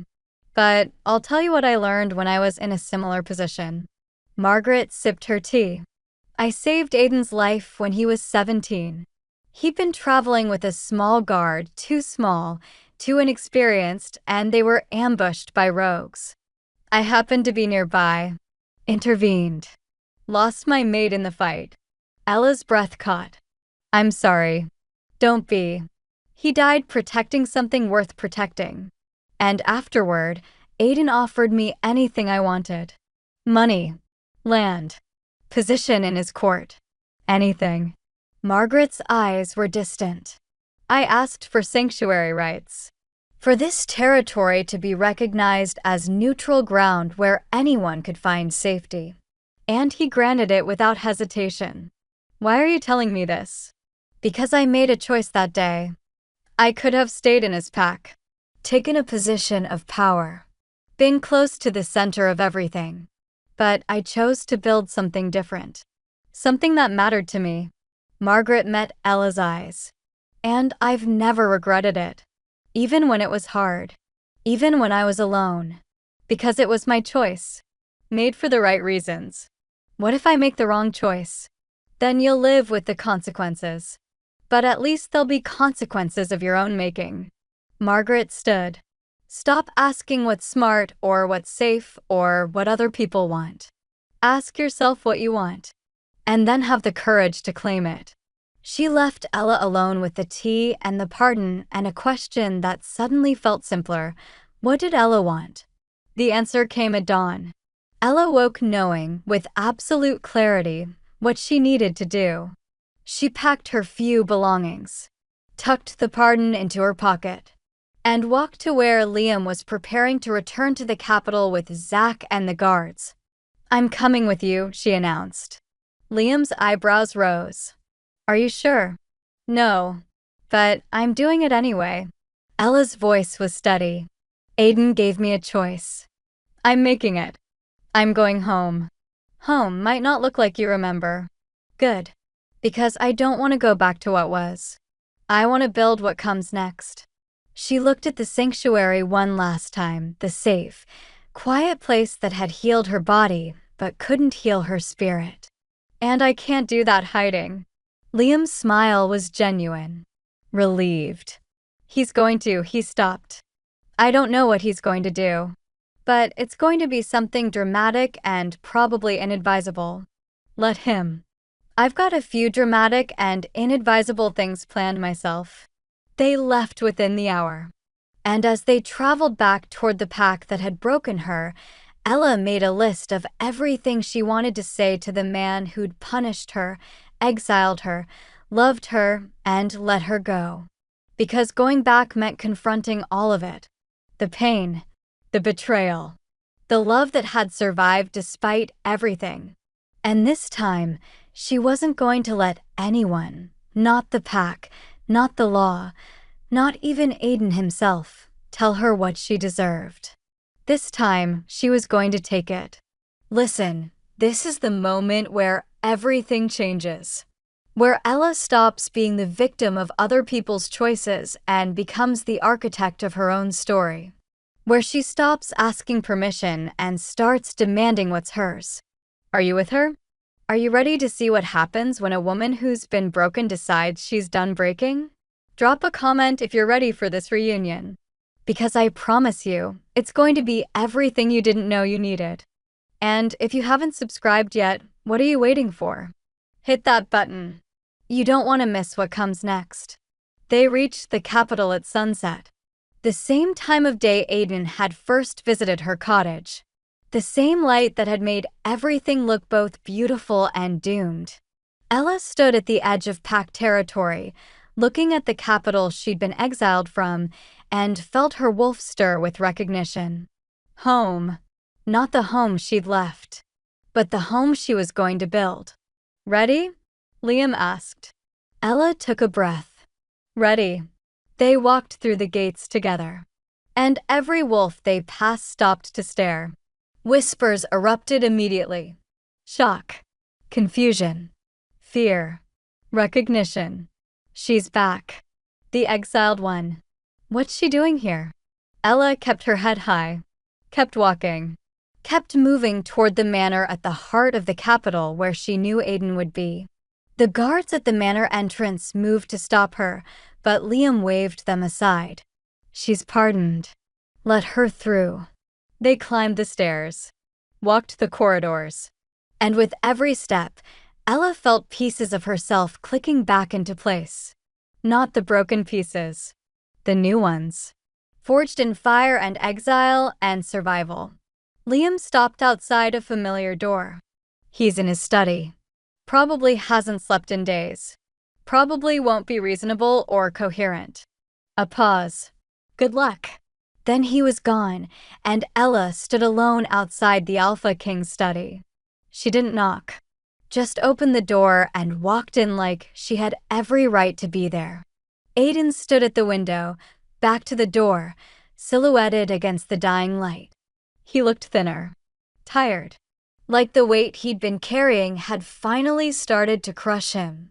I said I wasn't to be disturbed, he said without turning. Good thing I don't take orders from you anymore. Ella's voice was steady. Aiden spun around so fast he nearly knocked over the glass on his desk. His eyes went wide, disbelieving. Ella. Hello, Aiden. For a long moment, they just stared at each other. Then he crossed the room in 3 strides and pulled her into his arms with a desperation that spoke of 3 weeks thinking he'd never see her again. You came back, he breathed against her hair. You actually came back. I had some things to say. Ella let herself be held for exactly 10 seconds. Then she pushed him back. And you're going to listen to all of them. His expression shifted from relief to wariness. All right. First, you were right. About the conspiracy. About someone setting me up. About everything. She pulled the pardon from her pocket. Thank you for this. For investigating. For clearing my name. Ella, I'm not finished. She stepped back, putting space between them. Second, I love you. I've loved you for longer than I want to admit. And hearing you say it, hearing you offer to give up your crown, it was everything I wanted. Hope bloomed in his expression. But third, her voice hardened. I'm not coming back to be your guilty conscience or your redemption arc. I'm not coming back so you can feel better about what happened. If I'm here, it's as an equal. As someone who chooses you and expects to be chosen in return. Not as an obligation. Not as a fix. As a partner. Yes, Aiden said immediately. Anything. Everything. Whatever you want. What I want, Ella took a breath.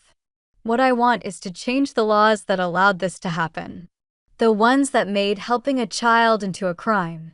The ones that value order over compassion. I want to rebuild this pack into something better. We'll do it together.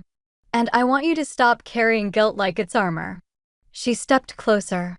What happened wasn't entirely your fault. You were manipulated. So was I. But staying in that pain, letting it define us, that's a choice. And I'm choosing to move forward. I'll try. Don't try. Do. She reached up, cupped his face in her hands. Because I'm done being careful. Done protecting myself from feeling. Done letting fear make my decisions. I'm here because I want to be. Because you're worth fighting for. But I need you to fight too. Not against me. With me. Aiden's hands covered hers. I don't deserve you. Probably not. But you're stuck with me anyway. Her smile was small. Genuine. So, what do you say, Your Majesty? Ready to set the pack on fire and build something new from the ashes? His answering smile was the first real one she'd seen in weeks. With you? Always. Then he kissed her. And Ella kissed him back. And for the first time since that day in the circle, the world felt like it might actually be okay. Not perfect. Not easy. But possible. And sometimes, possible was enough. The kiss lasted exactly long enough for Ella to believe, for one perfect moment, that everything might actually work out. Then reality shattered it. The study door slammed open, and Elder Marcus burst in with 3 council guards, his face twisted with fury. Step away from her, Your Majesty. Marcus's voice cracked like a whip. Immediately. Aiden moved in front of Ella instinctively, his body a shield. You dare enter without permission? I dare protect my Alpha King from a manipulative exile who has clearly bewitched him. Marcus's eyes were cold, fixed on Ella with pure hatred. Guards. Arrest her. On what grounds? Aiden's alpha power flooded the room, making the guards hesitate. She's been pardoned. Officially. My decree carries the weight of law. A decree issued while you were clearly compromised. Marcus pulled a scroll from his robes. The remaining council has voted. Unanimously. Your judgment regarding Ella Hartley is deemed invalid due to personal bias. The pardon is rescinded. And she is hereby sentenced to permanent exile with a kill-on-sight order if she ever returns. The words hit like physical blows. Ella felt Aiden go rigid in front of her. Felt his wolf surge with rage that made the air itself vibrate. You don't have the authority, Aiden said, his voice dropping to something deadly. The council absolutely has that authority when an alpha's judgment is compromised by romantic entanglement. Marcus's smile was cruel. It's in the ancient laws, Your Majesty. The same ones you've upheld so faithfully. When a king cannot rule impartially, the council intervenes. For the good of the pack. This is a coup. This is protection. Marcus gestured to the guards. Take her. Now. The guards moved forward. Aiden's growl stopped them in their tracks, a sound so primal, so threatening, that even seasoned warriors backed up. "Touch her and I'll kill you myself," Aiden promised. "Then you'll be removed as Alpha King for murdering your own guards to protect an exile." Marcus's expression was triumphant. "Either way, she leaves. The only question is whether you keep your crown or lose everything trying to save someone who's already destroyed you." The trap was perfect. Elegant. Devastating. If Aiden protected Ella, he'd be removed as king, possibly executed for treason. The pack would descend into chaos. Everything he'd built would crumble. If he let her go, she'd be hunted. Killed. Gone forever. No good options. No way to win. Ella felt Aiden's hand find hers behind his back. Felt him squeeze once, a silent apology, a promise, a goodbye. Then she made the choice for him. "I'll go." Her voice cut through the tension. Peacefully. No resistance. No drama. "Ella, no." Aiden turned to face her, and the anguish in his expression nearly broke her resolve. "Yes." She stepped around him, meeting Marcus's gaze directly. "I'll leave. Tonight. You'll never see me again. But I want something in return." Marcus's eyebrow raised. "You're hardly in a position to negotiate. I want Aiden's safety guaranteed. Full immunity. No accusations of bias or compromise or whatever else you're planning to use against him. He keeps his crown. He keeps his authority. And you never use me as a weapon against him again." Ella. Aiden grabbed her arm. "Don't do this." She looked at him, memorizing every detail of his face. "It's the only way you survive this. And I need you to survive. I don't want to survive without you. Then you're going to have to learn." She pulled free gently. Looked back at Marcus. "Do we have a deal?" Marcus considered. Then smiled. "The king's safety in exchange for your permanent absence? Done. You have until sunrise to be beyond our borders. After that, you're fair game for any hunter who finds you." "Acceptable." Ella turned back to Aiden one last time. "Don't follow me. Don't try to fix this. Just be the king they need. Please." "I can't." His voice broke. "I can't do this again. I can't watch you walk away again." "You can. You will." She reached up, touched his face one last time. "Because you're stronger than you think. And because this time, I'm not walking away broken. I'm walking away whole. That has to be enough." It wasn't. They both knew it wasn't. But it was all they had. Ella stepped back, straightened her spine, and walked toward the guards with her head high. They escorted her from the study, down the corridors, out of the manor, through the capital streets where wolves gathered to watch the exiled one leave again, some jeering, some silent, some looking uncomfortable with the whole spectacle. Ella didn't look back, didn't let herself see if Aiden was watching from the manor windows, didn't let the tears fall until she was past the gates and into the forest where no one could witness her breaking. Then she ran. Not toward sanctuary this time. Not toward anywhere specific. Just away. Away from the pack that kept destroying her.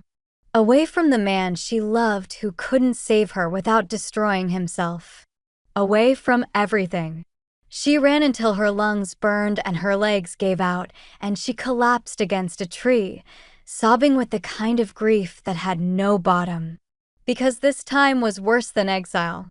This time, she'd had hope. She'd had love. She'd had the taste of what could have been. And it had been ripped away anyway. Back in the capital, Aiden stood in his study like a statue carved from rage and grief. Marcus and the guards were gone.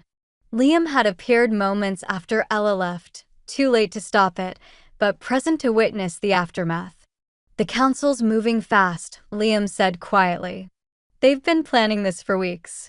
Probably since we started investigating the conspiracy. They knew you'd clear her name. Knew you'd bring her back. So they prepared countermeasures.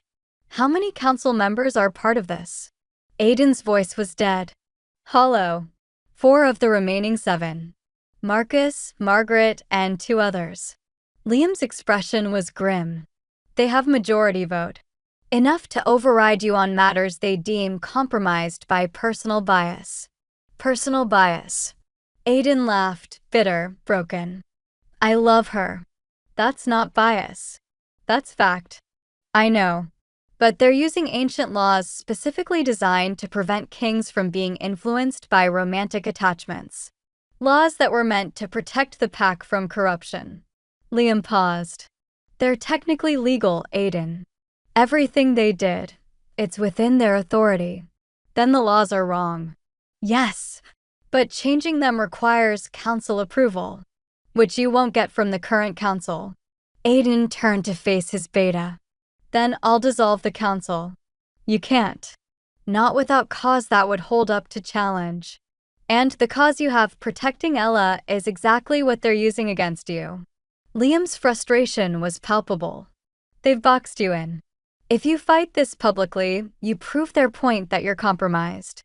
If you accept it, Ella stays exiled. Either way, they win. There has to be another way. There might be. Liam hesitated. But you're not going to like it. Tell me. The ancient laws that let the council override you? They have a counter clause. If you can prove the council is acting against the pack's best interest, if you can demonstrate that their decision is harmful rather than protective, you can call for a full pack vote. Majority rules. Council authority suspended until the matter is resolved. Aiden's mind raced. What constitutes proof of harm? That's the problem. It's subjective. Could be economic damage, military weakness, social unrest. But it has to be significant, undeniable, and tied directly to the council's decision. Exiling Ella harms the pack's moral foundation. It proves we punish compassion and reward cruelty. That's a philosophical argument. You need something concrete. Liam met his eyes. And you need it fast. Because Marcus is already spreading the narrative that you're unstable. Obsessed with a woman who broke sacred law. Unfit to lead. Let him spread it. The pack knows me. Do they? Liam's question was gentle but devastating. Because right now, all they see is a king who keeps defending the same lawbreaker. Who pardoned her despite the evidence. Who was found in an intimate moment with her despite her exile status. Marcus is controlling the story, Aiden.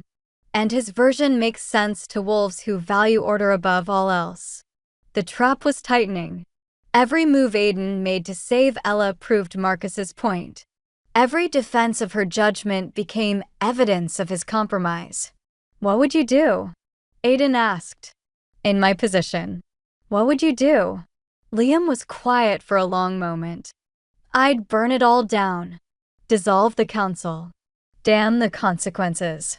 And rebuild from scratch with wolves I trust. He paused. But I'm not the Alpha King. I don't have 1,000 years of tradition and law breathing down my neck. You do. Aiden walked to the window. Looked out at the capital, his pack, his responsibility. Then he looked toward the forest where Ella had disappeared. And he made a choice that would either save everything or destroy it all. Summon the pack, he said quietly. Every member. Mandatory gathering at dawn. Aiden, what are you? I'm calling for a vote. Not on Ella's exile. On the council itself. He turned, and Liam saw something dangerous in his expression. Something that looked like a king who'd finally stopped playing by rules designed to break him. If they want to claim I'm compromised, fine. Let the pack decide. Let every wolf vote on whether the council's recent actions serve the pack's best interest or their own. That's incredibly risky. If you lose, then I lose. But at least I'll have fought for something that matters. Aiden's jaw set. And if I win, the council gets dissolved. Every member. We rebuild from the ground up with new laws. New systems. Something that can't be weaponized against innocent wolves ever again. And Ella, if I win, I'm bringing her home. Permanently. As my mate. My equal. My queen. The words rang with absolute certainty. And anyone who has a problem with that can challenge me directly. Liam's smile was fierce. Now you sound like a king worth following. I should have done this weeks ago. Should have fought harder from the start. But I was afraid of losing the crown, of causing chaos, of proving them right about being compromised. Aiden's expression hardened. I'm done being afraid. Done letting them use my duty against me. This ends tomorrow. In the forest, Ella had stopped crying. She sat against the tree, numb and exhausted, and tried to figure out what came next. She couldn't go back to Sanctuary. Marcus would track her there. Couldn't stay in unclaimed territory. The kill-on-sight order meant rogue hunters would be coming. Couldn't approach any neighboring pack without risking them turning her over for political favor. She was truly alone this time. No safety net. No backup plan. Just herself and the rapidly approaching sunrise that marked her final deadline. She was debating which direction to run when she heard footsteps. Multiple sets. Moving fast. Moving toward her. Ella stood, preparing to fight or flee, when 3 figures emerged from the shadows. Not hunters. Younger wolves from the pack. Ones she recognized from her time in the capital. The leader was a girl named Ivy, maybe 20 years old, one of the students Ella had tutored years ago. What are you doing here? Ella demanded, tension coiling in her muscles. We're leaving, Ivy said simply. All of us. 7 of us from the younger generation. We heard what the council did. How they exiled you again despite everything. And we're done. Done with what? With a pack that punishes people for having compassion. That values order over justice. That lets corrupt elders manipulate the law to destroy anyone who threatens their control. Ivy's expression was fierce. You taught me to read, Ella. Taught me to think critically. Taught me that asking questions wasn't rebellion. And now I'm asking the biggest question. Why should we stay in a pack that would exile you for saving children? The other wolves nodded. Young faces. Determined expressions. Rebels in the making. You can't leave, Ella said. You'll be considered rogues. Hunted. Killed. We know. We're doing it anyway. Another wolf stepped forward, Theo, the boy who'd been part of the group that burned her cottage. His face was haunted. Guilty. I helped destroy your home. Stood by while they set the fire. I've had to live with that for weeks, and his voice broke. I can't live with it anymore. Can't be part of a pack that made me into someone who would do that. So we're starting our own pack, Ivy continued. One with different laws. Different values. And we want you to lead it. The words didn't make sense. Couldn't make sense. I'm not a leader. I'm an exiled Omega who keeps breaking laws. You're someone who puts conscience over convenience. Who saves lives even when it costs you everything. Who survives things that would destroy most wolves. Ivy's smile was sad. That's exactly the kind of leader we need. This is insane, Ella protested. You'd give up everything, family, safety, your entire lives, to follow me? We're giving it up anyway. This pack is toxic. Broken. And it's not going to change. Theo met her eyes. But maybe we can build something better. Something that wouldn't exile you. Wouldn't punish compassion. Wouldn't make people choose between law and conscience. Ella looked at these 7 young wolves, barely more than children themselves, who were willing to risk everything for an ideal. For a chance at something different. It was brave. Stupid. Completely impossible. And it was exactly what Ella had wanted to build. If we do this, she said slowly, it won't be easy. We'll be hunted. Persecuted. We'll have to prove we're not a threat while simultaneously refusing to bow to corrupt authority. We'll fail. Probably multiple times. "We know," Ivy said. "We're doing it anyway." "Why?" Ella had to ask. "Why risk this for me? Not for you." Theo's answer was quiet. "For us. Because we deserve a pack that doesn't make us into monsters to survive. And because you showed us that was possible." The sunrise was coming. Ella's deadline was approaching. She had two choices: run alone and probably die alone, or accept this impossible offer and try to build something new from the ashes of her old life. It was insane. It would probably get them all killed. But looking at these 7 faces, young, determined, hopeful Ella made the same choice she'd made in that burning cottage. The same choice she'd made in the dungeon. The same choice she kept making despite the cost. She chose hope over safety. "All right," she said. "We do this. But we do it smart. We find unclaimed territory far enough from any established packs that we won't be an immediate threat. We build slowly, carefully, and we survive long enough to prove that there's another way." The 7 wolves didn't cheer, didn't celebrate, just nodded with the grim determination of people who understood exactly what they were undertaking. And as the sun broke over the horizon, marking Ella's final moment in her birth pack's territory, she led her small group of rebels into the forest. Not running this time. Building. You need to understand something. Sometimes the darkest hour isn't when you lose everything. It's when you have to choose between 2 versions of losing. Between being destroyed by staying or destroyed by leaving. Ella's been forced to make that choice over and over. And every time, she chooses survival. Not comfortable survival. Not safe survival. Just the stubborn, defiant act of continuing to exist despite a world that keeps trying to erase her. Are you rooting for her? Are you angry for her? Are you desperately hoping she and Aiden find a way back to each other? Drop a comment. Tell me if you think she made the right choice. Tell me if you think Aiden can actually win that vote. Tell me if you believe love can survive when the whole world is determined to kill it. Because we're in the deepest part of the darkness now. But I promise, dawn is coming. Stay with me.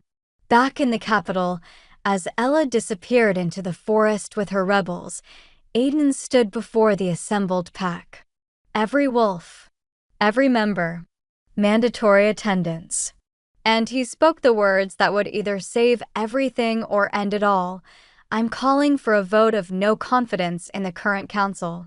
And if you stand with me, if you believe our laws need to change, that compassion should matter as much as order, that we can be better than our worst traditions, then I'm asking you to choose reformation over fear." The crowd murmured, shifted. Some looked uncertain, others determined. Marcus stood at the front, his expression confident. He thought he'd won. Thought the pack would side with tradition over change. "All in favor of maintaining the current council," Aiden called out, "move to the left." Wolves shifted. Marcus smiled. "All in favor of dissolution and reformation," Aiden continued, "move to the right." More wolves moved. The crowd divided. And when the counting was done, when every wolf had chosen a side, the results were devastating. It was split. Exactly split.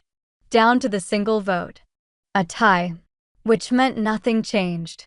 The council remained. Ella stayed exiled. And Aiden had lost his only chance to save her. The silence following the count was suffocating. Aiden stood on the platform, staring at the perfectly divided pack, and felt the last piece of hope crumble to dust. A tie meant the status quo held. Marcus and his council remained in power. The exile stood. And Ella was gone. Marcus's smile was triumphant. "The pack has spoken, Your Majesty. Perhaps now you'll accept that your personal feelings cannot override the will of wait." The voice came from the edge of the crowd. Small, uncertain, but it cut through Marcus's speech like a blade. A young wolf pushed through the assembled pack, a girl barely old enough to have voting rights. Her name was Haley. Ella had tutored her 3 years ago. She was shaking, terrified, but she kept walking until she stood in the center of the divided crowd. I didn't vote, she said, her voice trembling. I couldn't decide. Both sides seemed right. But she swallowed hard. I need to say something first. Marcus's expression darkened. The vote is concluded. Your abstention has been counted. But I'm not abstaining anymore. Haley looked up at Aiden, then at Marcus, then at the hundreds of wolves watching her. 2 years ago, I got sick. Really sick. The healers said I wouldn't survive. But Ella, she sat with me every night for a week. Brought me medicine. Read to me. Held my hand when I was scared. She saved my life.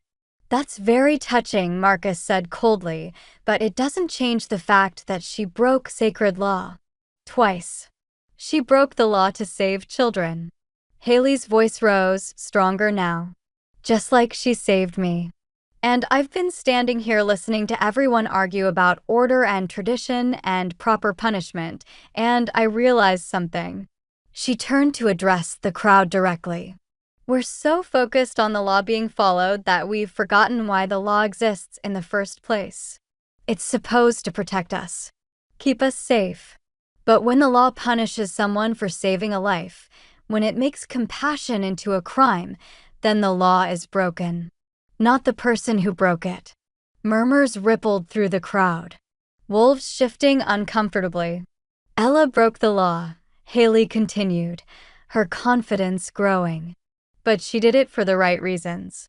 And if we exile her for that, if we make it clear that following your conscience means punishment, then what are we telling the next generation? That survival matters more than morality? That safety matters more than doing what's right? We're telling them that law matters more than chaos, Marcus interjected.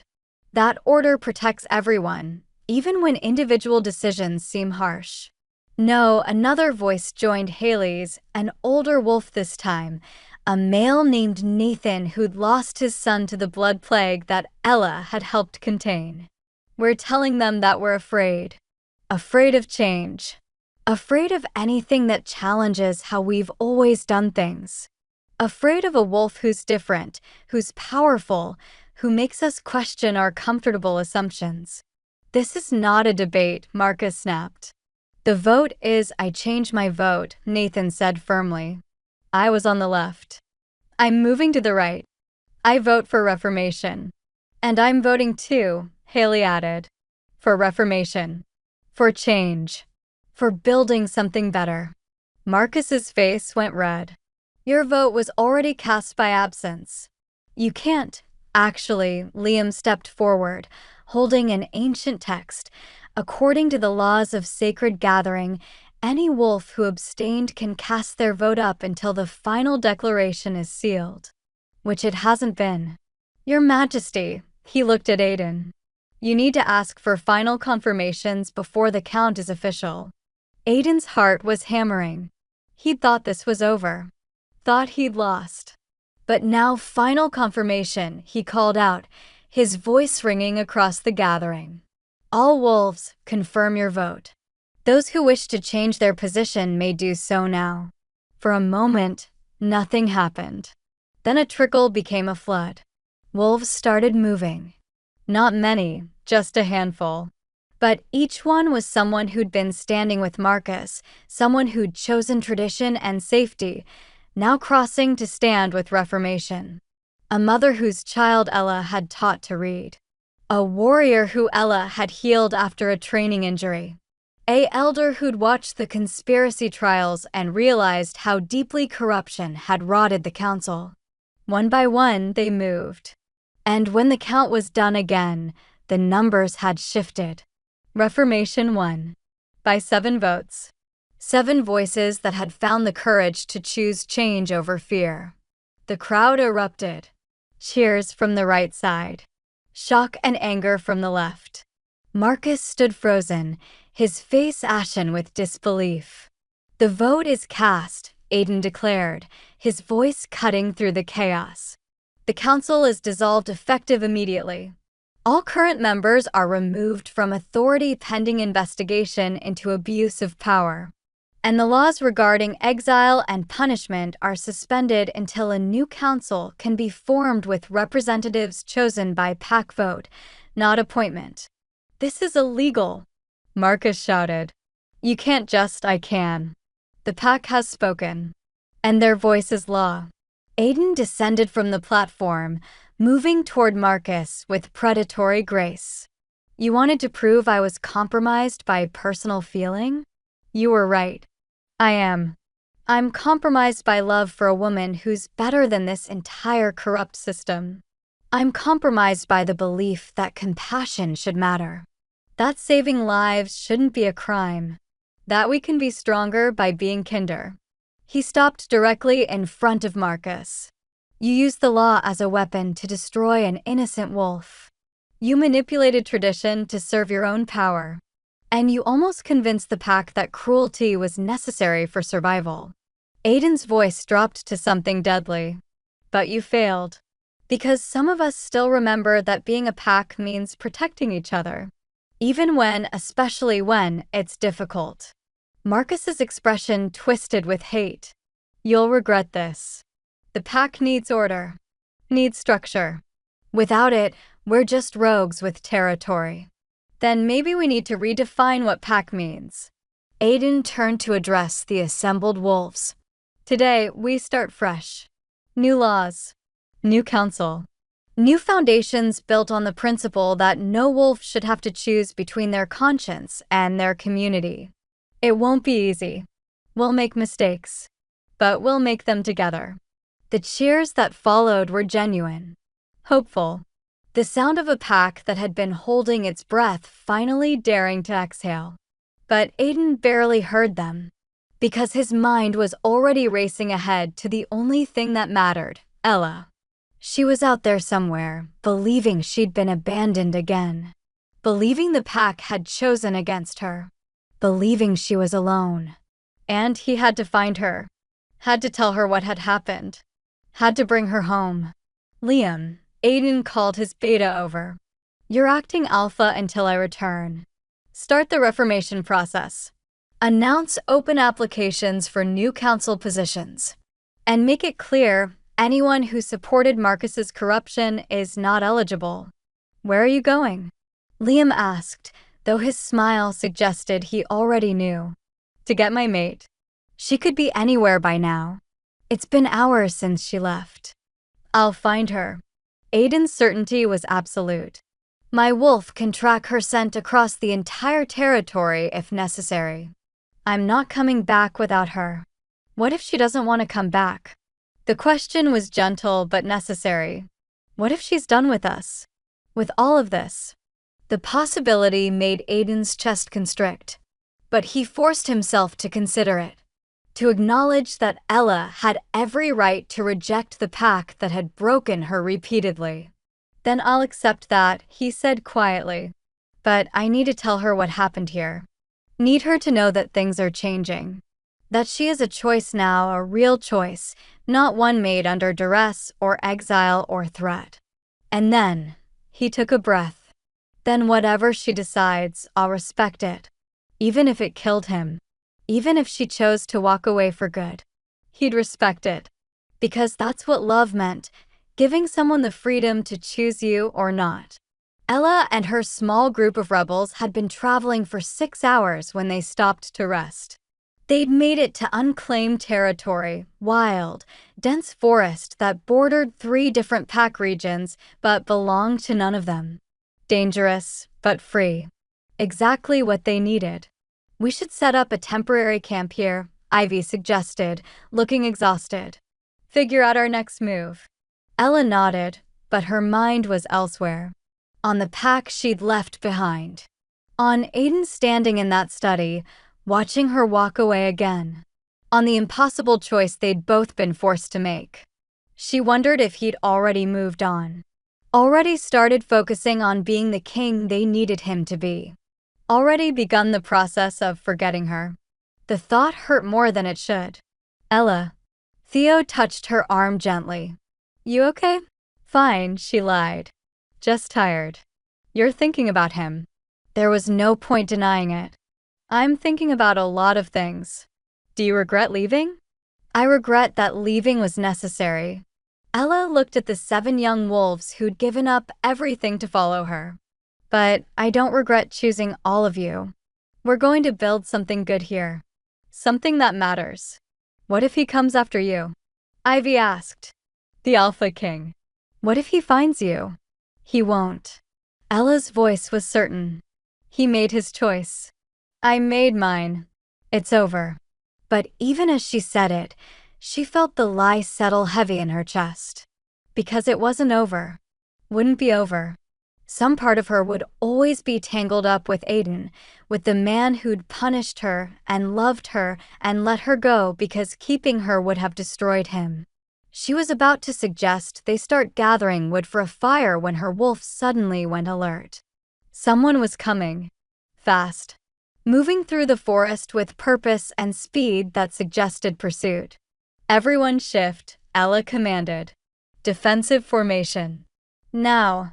The 7 wolves obeyed immediately, their forms blurring as they transformed. Ella shifted too, her white fur gleaming in the dappled sunlight, and positioned herself at the front of her small pack. Ready to defend. Ready to fight. Ready for whatever came next. The footsteps grew louder. Closer. Then a massive form burst through the trees, not a hunter. Not a threat. Aiden. In his wolf form, midnight fur and golden eyes, he skidded to a halt when he saw them. Saw her. For a heartbeat, they just stared at each other. Then he shifted back to human form, standing before her completely vulnerable, hands raised in a gesture of peace. Ella, he breathed. Thank God. I found you. Ella shifted too, though she kept her defensive stance. The 7 young wolves remained in formation behind her, growling low warnings. What are you doing here? Her voice was cold, controlled, hiding the chaos beneath. The vote, he was breathing hard, like he'd run the entire distance. The pack voted. For reformation. The council is dissolved. Marcus is removed. Everything's changing. The words didn't make sense. That's not possible. It was tied. Some wolves changed their votes. After the initial count, he laughed, the sound slightly hysterical. They stood up for you, Ella. For what you represent. For the idea that compassion should matter. And we won. Ella's knees felt weak. You won. We won. Aiden took a step closer. The exile is lifted. Officially. You're free to come home. To help rebuild. He stopped. To be with me. If you want. The offer hung in the air between them. Behind Ella, Ivy shifted back to human form. Is he telling the truth? Yes, Aiden said, not taking his eyes off Ella. I can show you the official decree. The pack voted.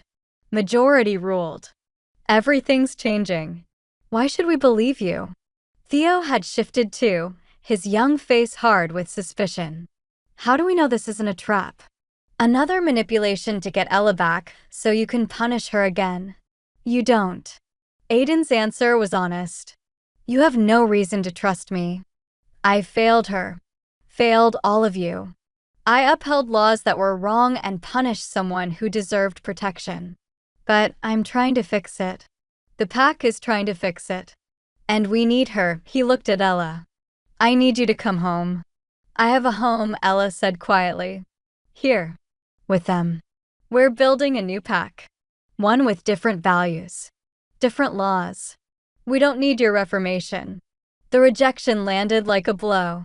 Ella saw Aiden flinch. I understand, he said. And if that's what you want, I'll leave. I'll make sure no one from my pack bothers you. You'll be safe here. Protected. He paused. But before I go, I need you to know something. What? I love you. The confession came out raw. Desperate. I love you more than the crown, more than the pack, more than any law or tradition or duty. And I was a coward for not saying it sooner. For not fighting harder. For choosing my throne over you when it mattered. Aiden, but I'm not a coward anymore. His voice strengthened. If you don't want to come back to the pack, then I'll stay here. I'll abdicate. I'll join your pack and help you build whatever you're creating. Because I meant what I said before, I don't want a life without you in it. The 7 young wolves behind Ella exchanged shocked glances. You give up being Alpha King? Ivy asked. For her. For her. For this. For the chance to build something better than what we had. Aiden's eyes never left Ella's. I spent weeks thinking the crown was what mattered. That duty and tradition and law were the foundations of everything. But I was wrong. People matter. Love matters. And if I have to choose between being a king in a broken system or being a man in something new and better, I choose better. Ella felt tears burning her eyes. Your pack needs you. They just voted for reformation. You can't abandon them now. They have Liam. They have the wolves who stood up today. They'll survive. He took another step closer. But I won't. Not without you. That's not fair. Her voice broke. You can't put that on me. Can't make me responsible for your choices. You're right. It's not fair. Aiden's smile was sad. Nothing about this is fair. But I'm done pretending I can live without you. Done pretending the crown is enough. It's not. It never was. You are. The declaration hung between them, absolute, terrifying, impossible to ignore. Ella looked at the 7 wolves behind her, the ones who'd risked everything to follow her, to build something new. Then she looked at Aiden, the man who'd broken her and was now offering to break himself for her. And she realized something crucial. She didn't have to choose. What if there was another option? She said slowly. Aiden's brow furrowed. What do you mean? What if you didn't have to choose between being Alpha King and being with me? What if I came back, not as your guilty conscience or your redemption, but as your partner in reformation? We rebuild the pact together. New laws. New values. New foundations. You'd come back. Hope blazed in his expression. After everything? On one condition. Ella gestured to the 7 wolves behind her. They come too. With full immunity. Full acceptance. And their voices matter in the reformation process. The young wolves, the ones your old council ignored, they get a seat at the table. Done. Aiden didn't hesitate. Anything. Everything. Whatever you need. And I'm not just your mate. I'm your equal. Co-leader. What I say carries the same weight as what you say. You'll be my queen. In title and authority. I'll announce it today. And if we do this, if we rebuild together, you don't get to unilaterally decide things anymore. We lead together or not at all. Together. Aiden's voice was fierce. Always together. Ella looked back at her small pack of rebels. What do you think? Worth the risk. Ivy was the first to speak. If we go back, will we be safe? Will we actually have a voice? Yes, Aiden promised. You'll be the foundation of the new council. Young voices. Fresh perspectives. Everything we've been missing. The 7 wolves looked at each other. Some kind of silent communication passed between them. Then Theo stepped forward. We follow Ella. Wherever she goes. If she's going back, so are we. The others nodded agreement. And just like that, the decision was made. Ella turned back to Aiden. All right, we're coming home. But Aiden, she closed the distance between them, looking up into his face. If you ever make me choose between you and my conscience again, I'm gone. Permanently. No second chances. No dramatic rescues. Just gone. Understand. Understood. His hands came up to cup her face gently. I will never ask you to be less than you are. Never ask you to compromise your values for my comfort. Never put you in that position again. Promise? I swear it. On my life. On my crown. On everything I am.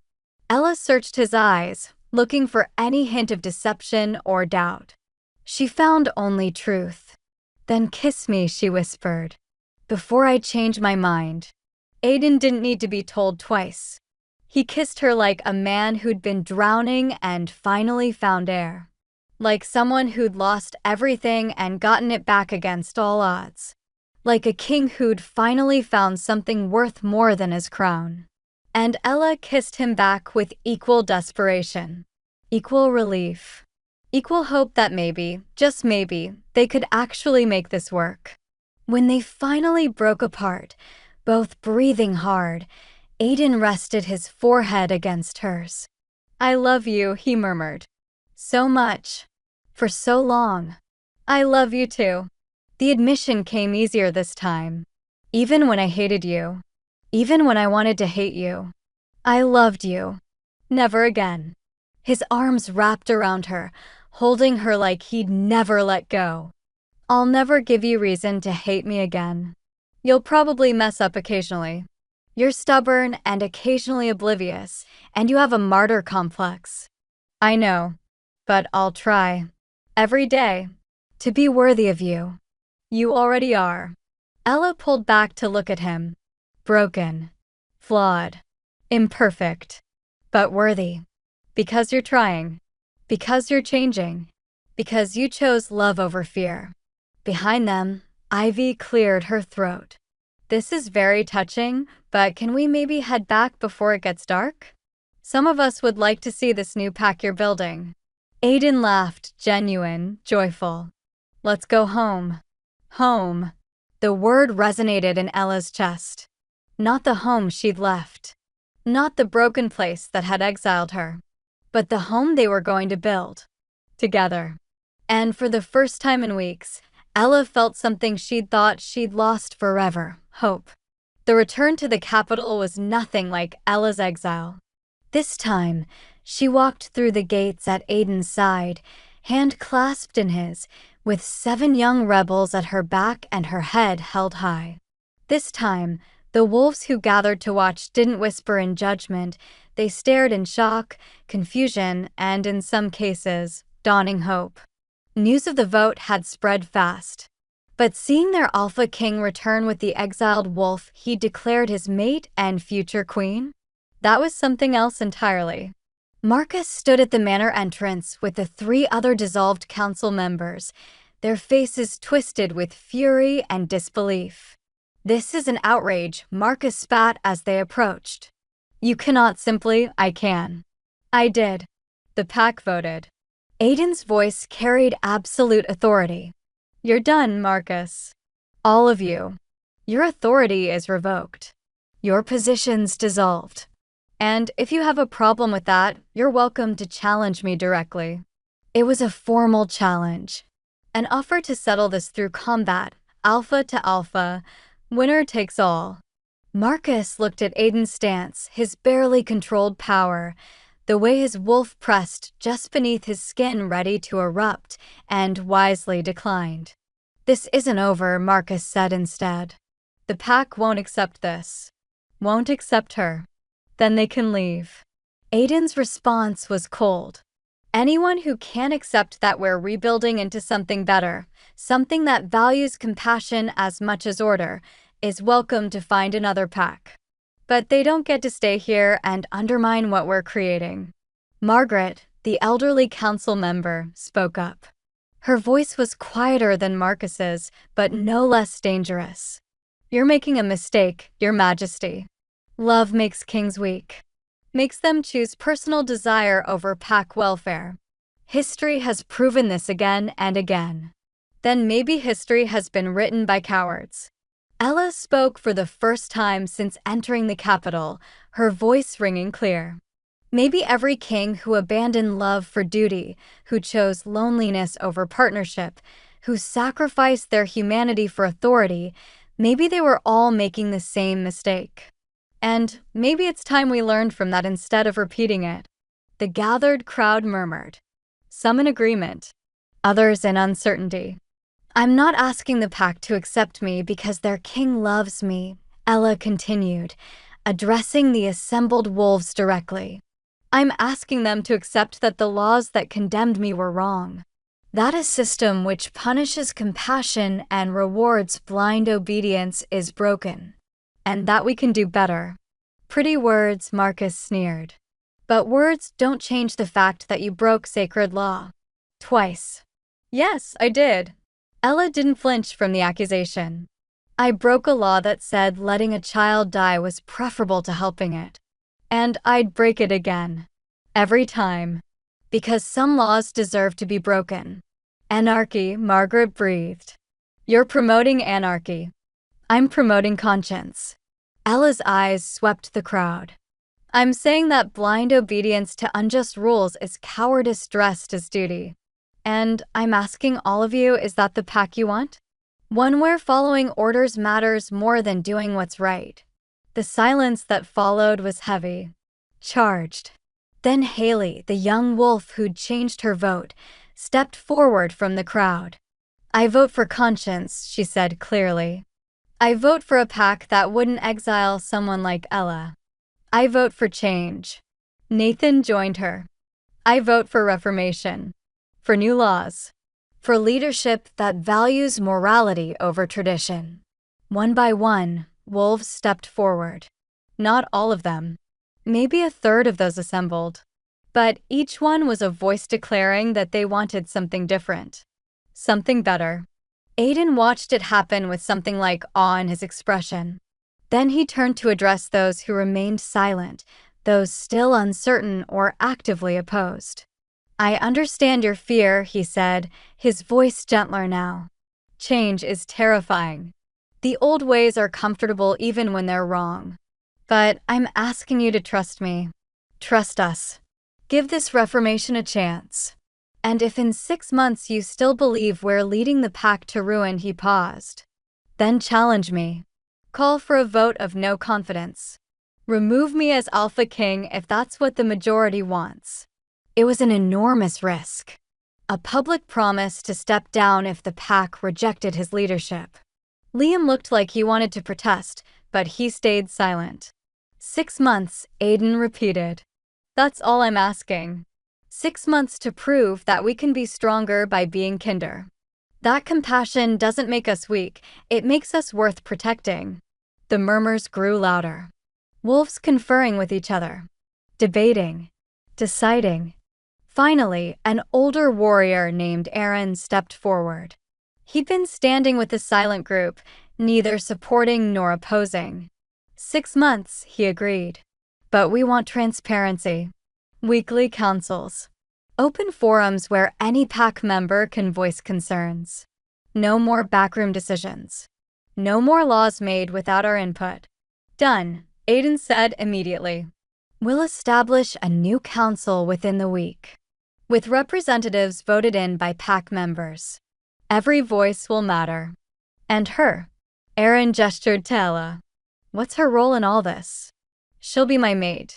My queen. My equal partner in leadership. Aiden's hand tightened on Ella's. And she'll have the authority to make decisions on behalf of the pack. Just as I do. A queen who was exiled. Another wolf spoke up, a female named Charlotte. How do we know she won't abuse that power? Use it for revenge against those who supported her punishment. The question was fair. Valid. And it silenced the murmurs as everyone waited for Ella's response. Ella took a breath. I could want revenge. Would be justified in wanting it, honestly. But revenge doesn't build anything. It just perpetuates cycles of hurt. She looked directly at Charlotte. I'm not interested in punishing people who were manipulated by corrupt leadership.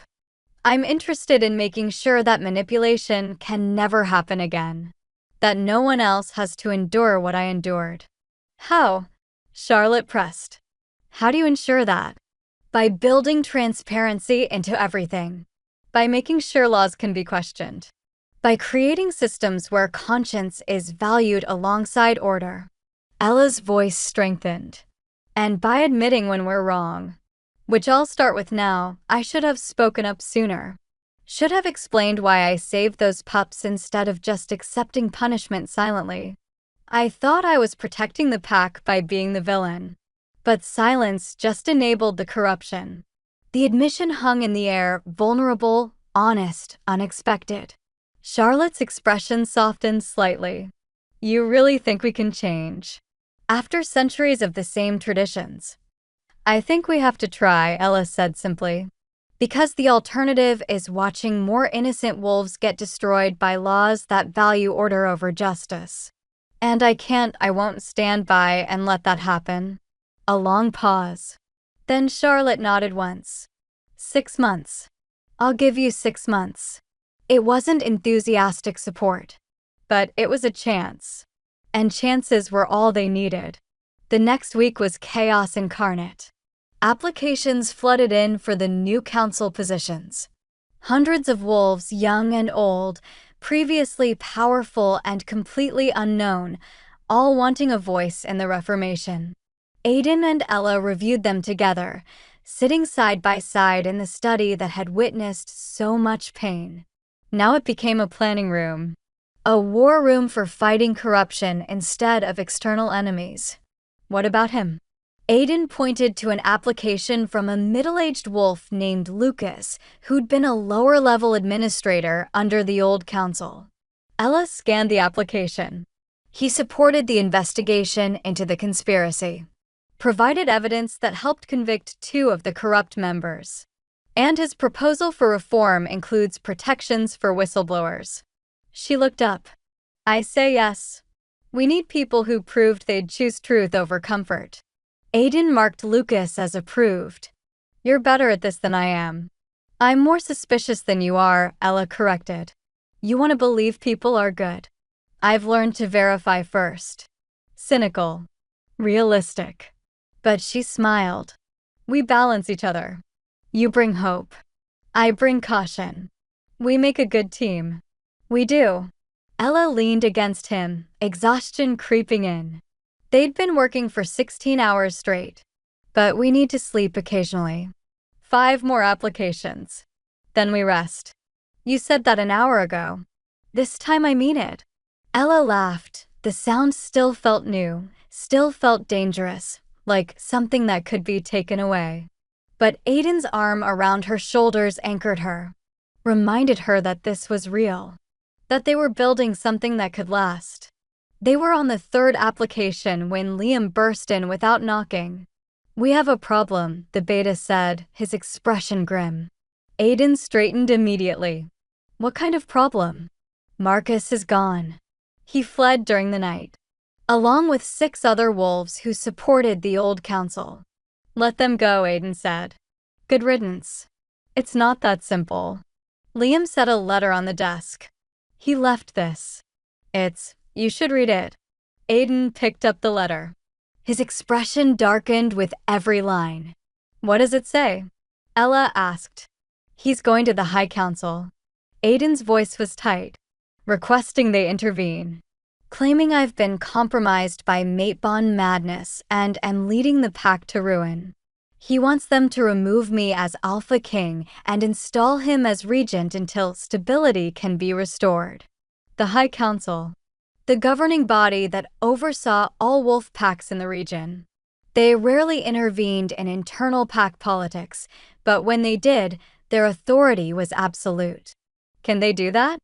Ella's stomach dropped. Can they actually remove you? If they believe the pack is in danger because of incompetent leadership? Yes. Aiden set the letter down. They have the authority to remove any Alpha King they deem unfit and install temporary leadership until a suitable replacement is chosen. So Marcus is trying to use the very Reformation we're building as evidence that you're unfit. Exactly. He'll argue that dissolving the council, pardoning you, changing the laws, all of it proves I'm making emotional decisions instead of rational ones. That I'm a king ruled by his heart instead of his head. Is that such a terrible thing? Ella asked quietly. To the High Council? Yes. They value stability above all else. And a king who makes sweeping changes based on personal feelings, even good changes, looks unstable. The trap was elegant. Vicious. Marcus couldn't win against Aiden directly, so he was appealing to a higher authority. And that authority would likely see reformation as chaos. When will they arrive? Ella asked. 3 days. Maybe 4. Liam's expression was grave. And when they do, they'll want to interview pack members. Assess the situation. Make a determination. Then we have 3 days to prove that the reformation is working, Aiden said. To show concrete results. Stability. Evidence that the changes are making the pack stronger, not weaker. How? Ella demanded. 3 days isn't enough to overhaul centuries of tradition. No, but it's enough to show progress. Aiden's mind was already racing. We fast-track the council selection. Announce the new members tomorrow. Hold the first open forum the next day. Show the High Council that we're building transparency and inclusion, not tearing down structure. And what about us?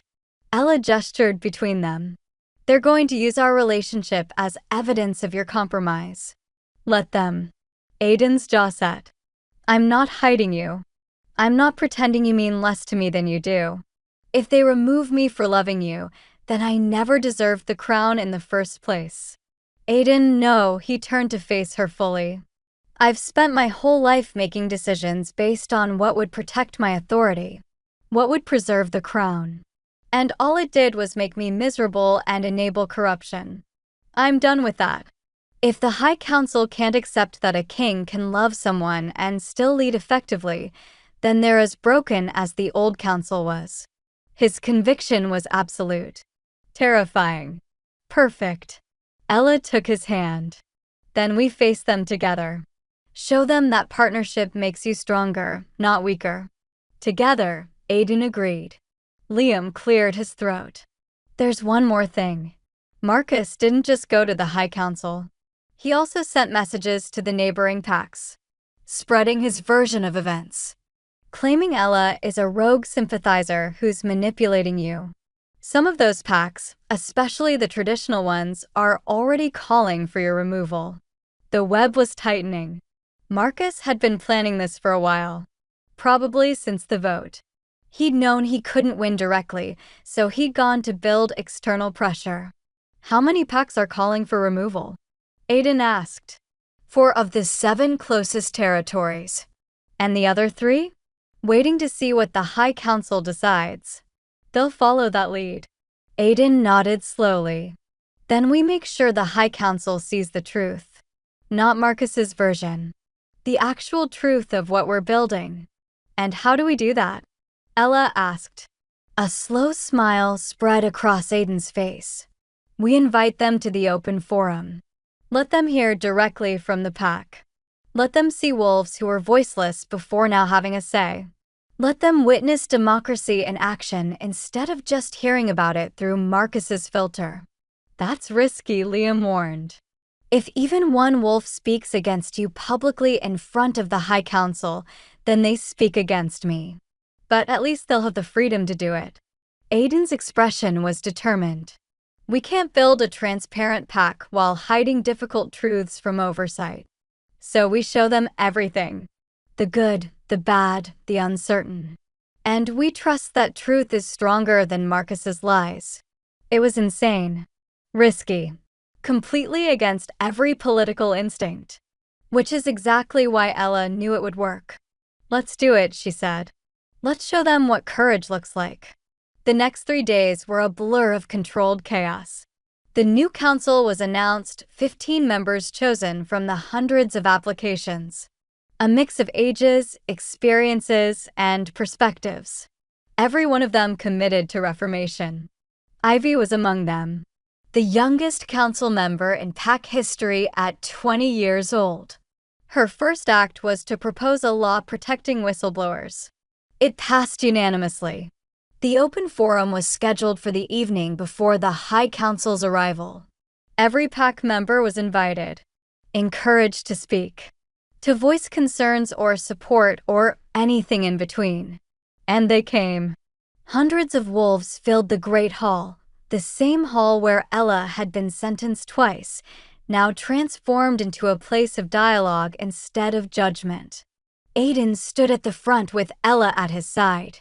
The new council sat in a semicircle behind them, visible, accessible, approachable.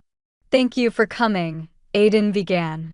"Tonight, we're trying something this pack has never done before. Open dialogue. No repercussions for speaking your mind. No punishment for disagreement. Just honest conversation about where we are and where we're going." He paused. "I know many of you are uncertain, afraid. The changes we're making are significant. But I want you to understand why they're necessary. Why we can't continue as we were." Aiden gestured to Ella. This woman was punished for saving children, exiled for showing compassion, nearly killed because corrupt leaders saw her as a threat to their power. And every time it happened, I told myself it was necessary, that the law demanded it, that order required it. His voice roughened. "I was wrong. The law was wrong. And if we don't change it, we'll continue destroying the best parts of ourselves in the name of tradition." The hall was silent, attentive. "So tonight, I'm asking you to tell me what you need," Aiden continued. "What laws hurt you? What traditions feel unjust? What would you change if you had the power? This is your chance. Your voice. Use it." For a moment, no one moved. Then Haley stood. "I think the punishment laws are too harsh, too focused on retribution instead of rehabilitation. I think we should consider restorative justice instead of just exile or execution." Aaron stood next. "I think we need better oversight of the council. The old system let corruption thrive because there was no accountability. We need checks and balances." Charlotte rose. "I think we need clearer criteria for what constitutes breaking sacred law. Right now it's too vague, too easy to weaponize." One by one, wolves stood and spoke. Some supported the Reformation enthusiastically. Others voiced concerns about moving too fast. A few, very few, argued for returning to the old ways. But everyone spoke. Everyone was heard.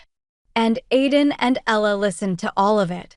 They took notes, asked clarifying questions, acknowledged valid concerns, made commitments to address specific issues. It wasn't perfect.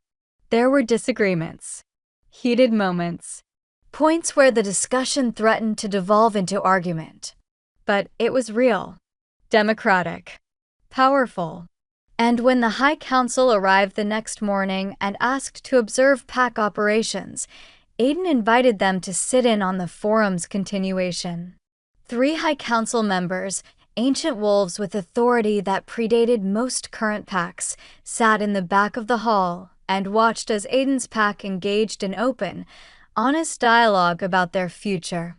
They watched as wolves who'd never had political power before proposed changes and saw them seriously considered. They watched as Aiden and Ella mediated disputes without pulling rank or demanding obedience. They watched democracy happen in real time. And when Marcus stood to make his formal complaint, claiming Aiden was unfit, claiming Ella was manipulating him, claiming the pack was descending into chaos, the High Council asked him one simple question: "Does the pack agree with you?" Marcus faltered. The pack is misguided. Deceived by, "Does the pack agree with you?" the eldest council member repeated. Marcus looked at the assembled wolves, at the hundreds of faces watching him with expressions ranging from pity to contempt. Not one voice rose in his support. "The pack has spoken," the High Council member said simply. "They've chosen their leadership. They've chosen reformation. And unless you can provide concrete evidence of harm, actual damage to pack welfare, not just philosophical disagreement, we have no grounds to intervene." Marcus's face went purple with rage. They're being manipulated. "Can't you see what we see?" Another council member interrupted. "Is a pack engaging in the most sophisticated form of governance we've witnessed in decades. Open dialogue. Democratic process. leadership that values input over authority. If this is what compromise looks like, perhaps more of our packs should be compromised. The statement was damning. Final. Marcus had lost. The High Council stayed for 2 more days, observing and asking questions. They interviewed pack members privately, reviewed the new laws, examined the Reformation plans, and when they left, they issued an official statement. The Northern Pack under Alpha King Aiden's leadership is undergoing significant but necessary reformation. The changes implemented show promise for creating a more just and sustainable pack structure. The High Council supports these efforts and encourages other packs to observe and learn from this model. It was everything. Validation, protection, a shield against future challenges. Marcus fled the territory that night. He'd be rogue now, hunted if he caused trouble. But he was gone, and his corruption went with him. 6 months later, the pack looked different. Not just structurally, though the new council building with its open-door policy and glass walls symbolized the transparency they'd built. Not just politically, though the laws had been rewritten to prioritize restorative justice over punishment. It was the feeling that had changed. The pack felt alive, hopeful, like wolves who'd been holding their breath for years had finally remembered how to exhale. Ella stood in the gardens she'd helped redesign, no longer the formal, restricted spaces reserved for high-ranking wolves, but open communal areas where anyone could come to plant, harvest, or simply rest. She was teaching a group of young pups about medicinal herbs when she felt him approach. Aiden. Even after 6 months of being his mate, his queen, his partner in everything, she still felt that flutter when he was near. Still turned toward him like a flower seeking sun. "You're supposed to be in the council meeting," she said without looking up from the rosemary she was explaining to a fascinated 5-year-old. The council voted to end early. Unanimous decision that we should all go enjoy the festival preparations instead of arguing about grain storage. His voice carried amusement. Apparently reformation includes knowing when to stop working. Ella smiled.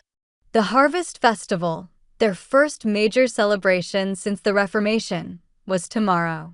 The entire pack had been preparing for weeks. "And you listened to them?" "Ended a meeting early." She finally looked up at him.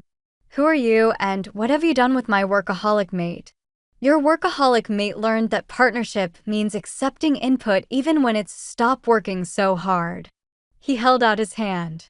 "Come with me. I want to show you something."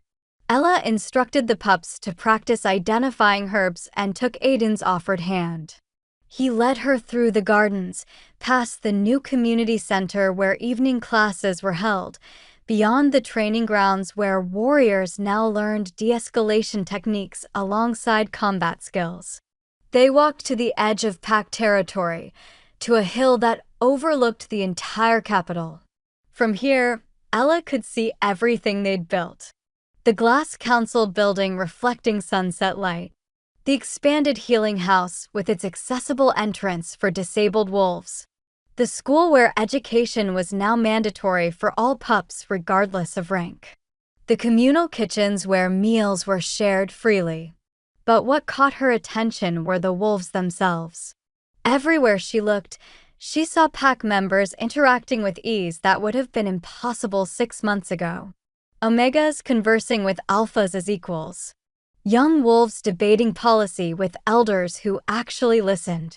Families mixing across old hierarchical lines that had kept them separated for generations. Beautiful, isn't it? Aiden's voice was soft. "It's more than I ever imagined we could create." Ella leaned against him. "Sometimes I still can't believe it's real." "It's real. And it's just the beginning." He turned to face her, taking both her hands in his. "The High Council contacted me this week. 3 other packs have requested guidance on implementing similar reforms. Our model is spreading." Pride bloomed in Ella's chest. "That's incredible." "It is. But it's also overwhelming." Those packs want us, you specifically, to visit, to consult, to help them navigate their own reformations. He paused. It would mean traveling, being away from here for weeks at a time, building something that extends beyond our territory. Ella understood what he was really asking. You want to know if I'm ready for that? If I want that? I want to know if we want that. Together. Because I won't go without you. Won't build this movement unless you're beside me every step. She looked out at the pack they'd created, at the wolves who'd learned to trust again, to hope again, to believe that change was possible. Then she looked at the man who'd chosen her over his crown, who'd risked everything to build something better, who loved her with an intensity that still sometimes took her breath away. Yes, she said simply. Let's spread this. Let's show every pack that there's another way. That compassion and strength aren't opposites. That love makes you braver, not weaker. Aiden's smile was radiant. I love you. I love you too. The words came easily now. Naturally. Like breathing. Even when you're insufferably noble and making me travel to distant packs. Especially then. He pulled her closer. But first, there's something I need to ask you. You already asked me to be your queen. I already said yes. Not that. He reached into his pocket and pulled out a small carved box. This. Ella's breath caught. Inside the box was a ring, simple, elegant, made of silver and moonstone that glowed faintly in the fading light. We're already mated, Aiden said. Already bonded. Already partners in every way that matters to wolves. But I wanted to give you this. A human tradition. A symbol that transcends pack law and hierarchy and every system we're building. His voice roughened. Just a promise. That I choose you. Every day. For the rest of my life. No matter what comes. Tears burned Ella's eyes. You already give me that promise every day. I know. But I wanted to make it official. Permanent. Undeniable. He took the ring from the box. Ella Hartley. Will you marry me? Not as queen to king. Not as mate to mate. Just as woman to man. As equals who choose each other. She should have expected this. Should have seen it coming. But somehow, it still felt like a gift beyond measure. Yes, she whispered. Yes. Always yes. He slipped the ring onto her finger, and it fit perfectly. Like it had been made for her. Like everything in her chaotic, painful, beautiful life had been leading to this moment. Then Aiden kissed her. Slow and sweet and full of promise. Full of the future they were going to build together. When they finally broke apart, the sun had set. Stars scattered across the sky like blessings. Tomorrow, Aiden said, we announce it at the festival. Make it official. And the day after, we start planning how to help those other packs. And every day after that, we keep building. Keep changing. Keep proving that love and justice can coexist. Together, Ella agreed. Always together. The Harvest Festival the next day was everything a celebration should be. Music filled the air, not just traditional pack songs, but new compositions created by young wolves who'd never had the freedom to express themselves before. Food covered dozens of long tables, shared freely regardless of rank or status. Games and contests brought out competitive joy instead of hierarchical proving. And at the center of it all, Aiden and Ella stood hand in hand as he announced their engagement. The pack's response was immediate and overwhelming. Cheers erupted. Not polite, obligatory celebration, genuine happiness. Wolves who'd watched their journey from punishment to partnership, who'd witnessed the reformation built on their relationship, who'd learned that love could be a strength instead of a weakness. Haley led a group of young wolves in an impromptu song, something they'd apparently been composing in secret for weeks. It told the story of an exiled wolf and a conflicted king who chose each other and changed the world. It was embarrassingly sentimental and absolutely perfect. When the celebration finally wound down hours later, when wolves began drifting home with full bellies and light hearts, Ella found herself back in the gardens. Her gardens now. The ones she designed and planted and poured her heart into. Ivy joined her there, the young council member looking tired but happy. "You did it," Ivy said simply. "You changed everything." "We did it," Ella corrected. "You and Theo and all the young wolves who were brave enough to demand better. I was the catalyst maybe. But you're the one sustaining it. You taught us it was possible. That's everything." Ivy paused. "I heard about the other packs requesting help. Are you really going to leave?" "Not leave. Travel. There's a difference." Ella smiled. "And I'm taking some of you with me. The new council members. The wolves who understand what we built here. We're going to spread this reformation like wildfire." Some of the older wolves are scared of that. Scared of what happens when traditional packs see what we're doing. Let them be scared. Fear means they're paying attention. Ella looked at the young wolf who'd risked everything to follow her into exile. "You ready for the fight? Because expanding this movement, it's going to be harder than building it here was." "I'm ready." Ivy's expression was fierce. "We all are. You showed us what's possible. Now we're going to show everyone else." The determination in her voice reminded Ella of herself 6 months ago. Broken but undefeated. Wounded but still fighting. "Good," Ella said. "Because the world needs wolves like you. Like us. Ones who refuse to accept that cruelty is necessary for order." They stood together in the moonlit garden, two wolves who'd chosen conscience over comfort and looked toward a future that suddenly felt limitless. That night, Ella and Aiden lay in their shared chambers, the alpha's quarters that Ella had transformed from austere authority into warm partnership. "Are you happy?" Aiden asked, his fingers tracing lazy patterns on her arm. Ella considered the question. 6 months ago, happiness had seemed impossible. A fantasy for wolves whose lives hadn't been shattered by injustice. But now? "Yes," she said, and meant it completely. "I'm happy. Tired. Overwhelmed sometimes. Scared of what comes next. But happy. Good." He pulled her closer. "Because you deserve happiness. Deserve peace. Deserve everything good this world can offer. So do you. I have everything I need right here." His voice was soft. "Certain. You. The pack we're building. A future worth fighting for. What else is there? World domination through reformation?" Ella suggested. "Spreading our model to every pack until traditional hierarchy is just a bad memory? Now you're thinking big." He laughed. "I love it." They lay in comfortable silence for a while, listening to the sounds of the pack settling for the night. Pups being tucked into bed. Guards changing shifts with friendly banter instead of rigid formality. The low hum of a community at peace. "Aiden?" Ella broke the silence. Thank you." "For what?" "For being brave enough to change. For choosing me when it would have been easier to let me go. For building this even when it meant risking everything." She turned to face him. "For seeing me. All of me. And loving me anyway."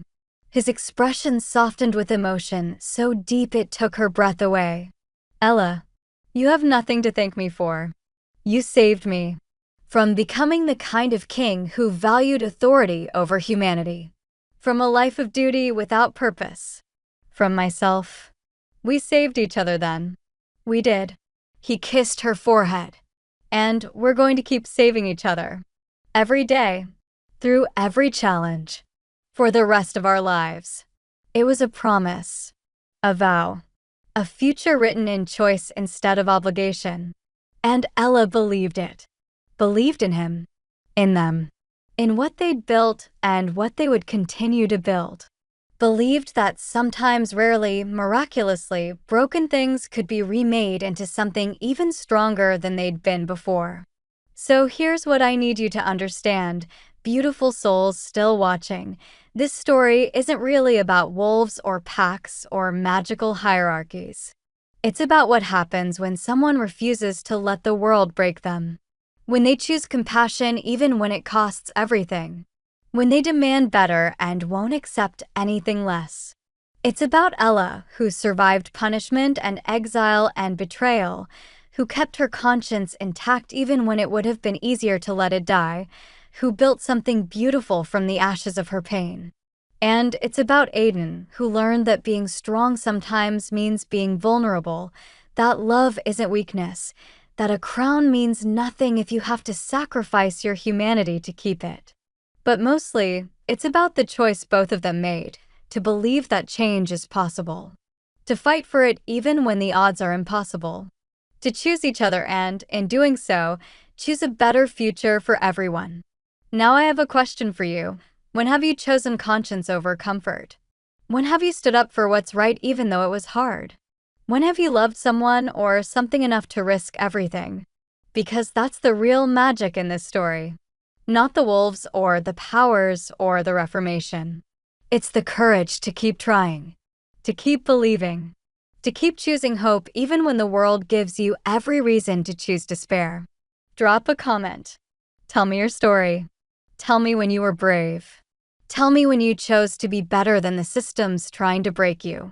And if this story touched something in you, if Ella and Aiden's journey made you feel seen or understood or less alone in your own struggles, then subscribe to Shayla's Romance Library. Because this is what we do here. We tell stories about the warriors who fight with compassion instead of cruelty. The lovers who choose each other against impossible odds. The rebels who burn down broken systems and build something beautiful from the ashes. We tell stories that hurt beautifully, that make you feel everything, that remind you why love, real love, messy and complicated and worth fighting for, matters more than anything. So hit that subscribe button. Join this pack of beautiful, broken, brave souls who believe stories can change us. Who believe love is worth the risk. Who believe we can all be a little more like Ella, choosing conscience over convenience, kindness over cruelty, hope over fear. Because the world needs more wolves like her. Like you. Like all of us who refuse to accept that cruelty is necessary for survival. Thank you for being here. For listening.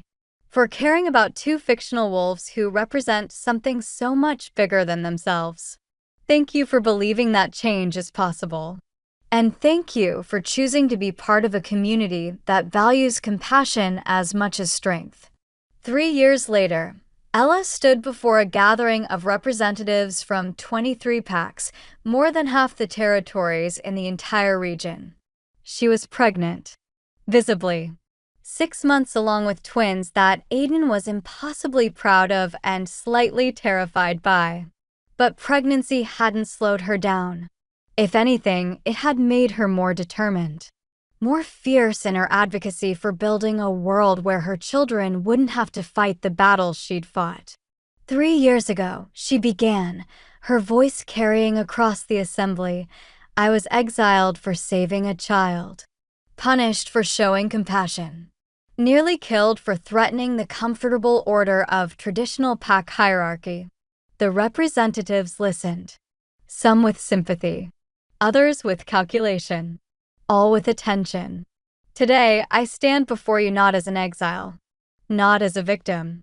But as a queen who's helped reform not just my pack, but 17 others.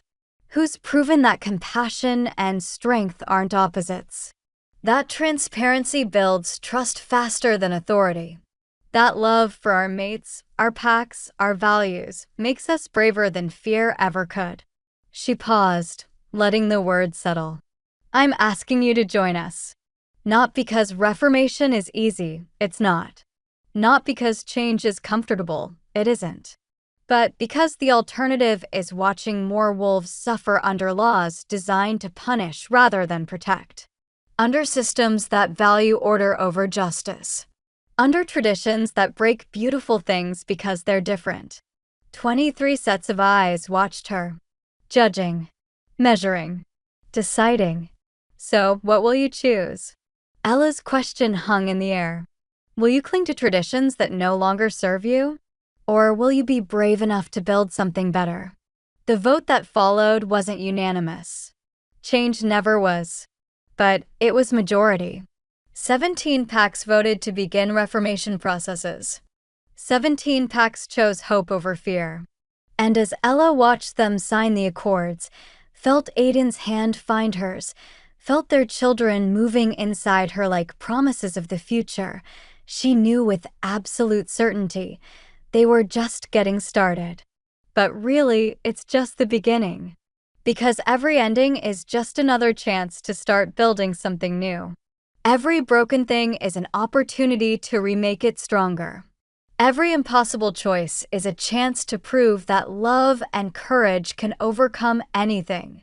Thank you for taking this journey with Ella and Aiden. For believing in their love. For hoping they'd find their way home to each other. Now go be brave in your own life. Choose conscience over comfort. Love fiercely even when it's terrifying. Build something beautiful from your own broken pieces. And come back to Shayla's Romance Library whenever you need a reminder that happy endings are possible, even for the most broken among us. Especially for the most broken among us. Because we're all a little bit Ella. All a little bit Aiden. All trying to be better than our worst moments. All hoping that love might be enough to save us. And you know what? It is. It always is.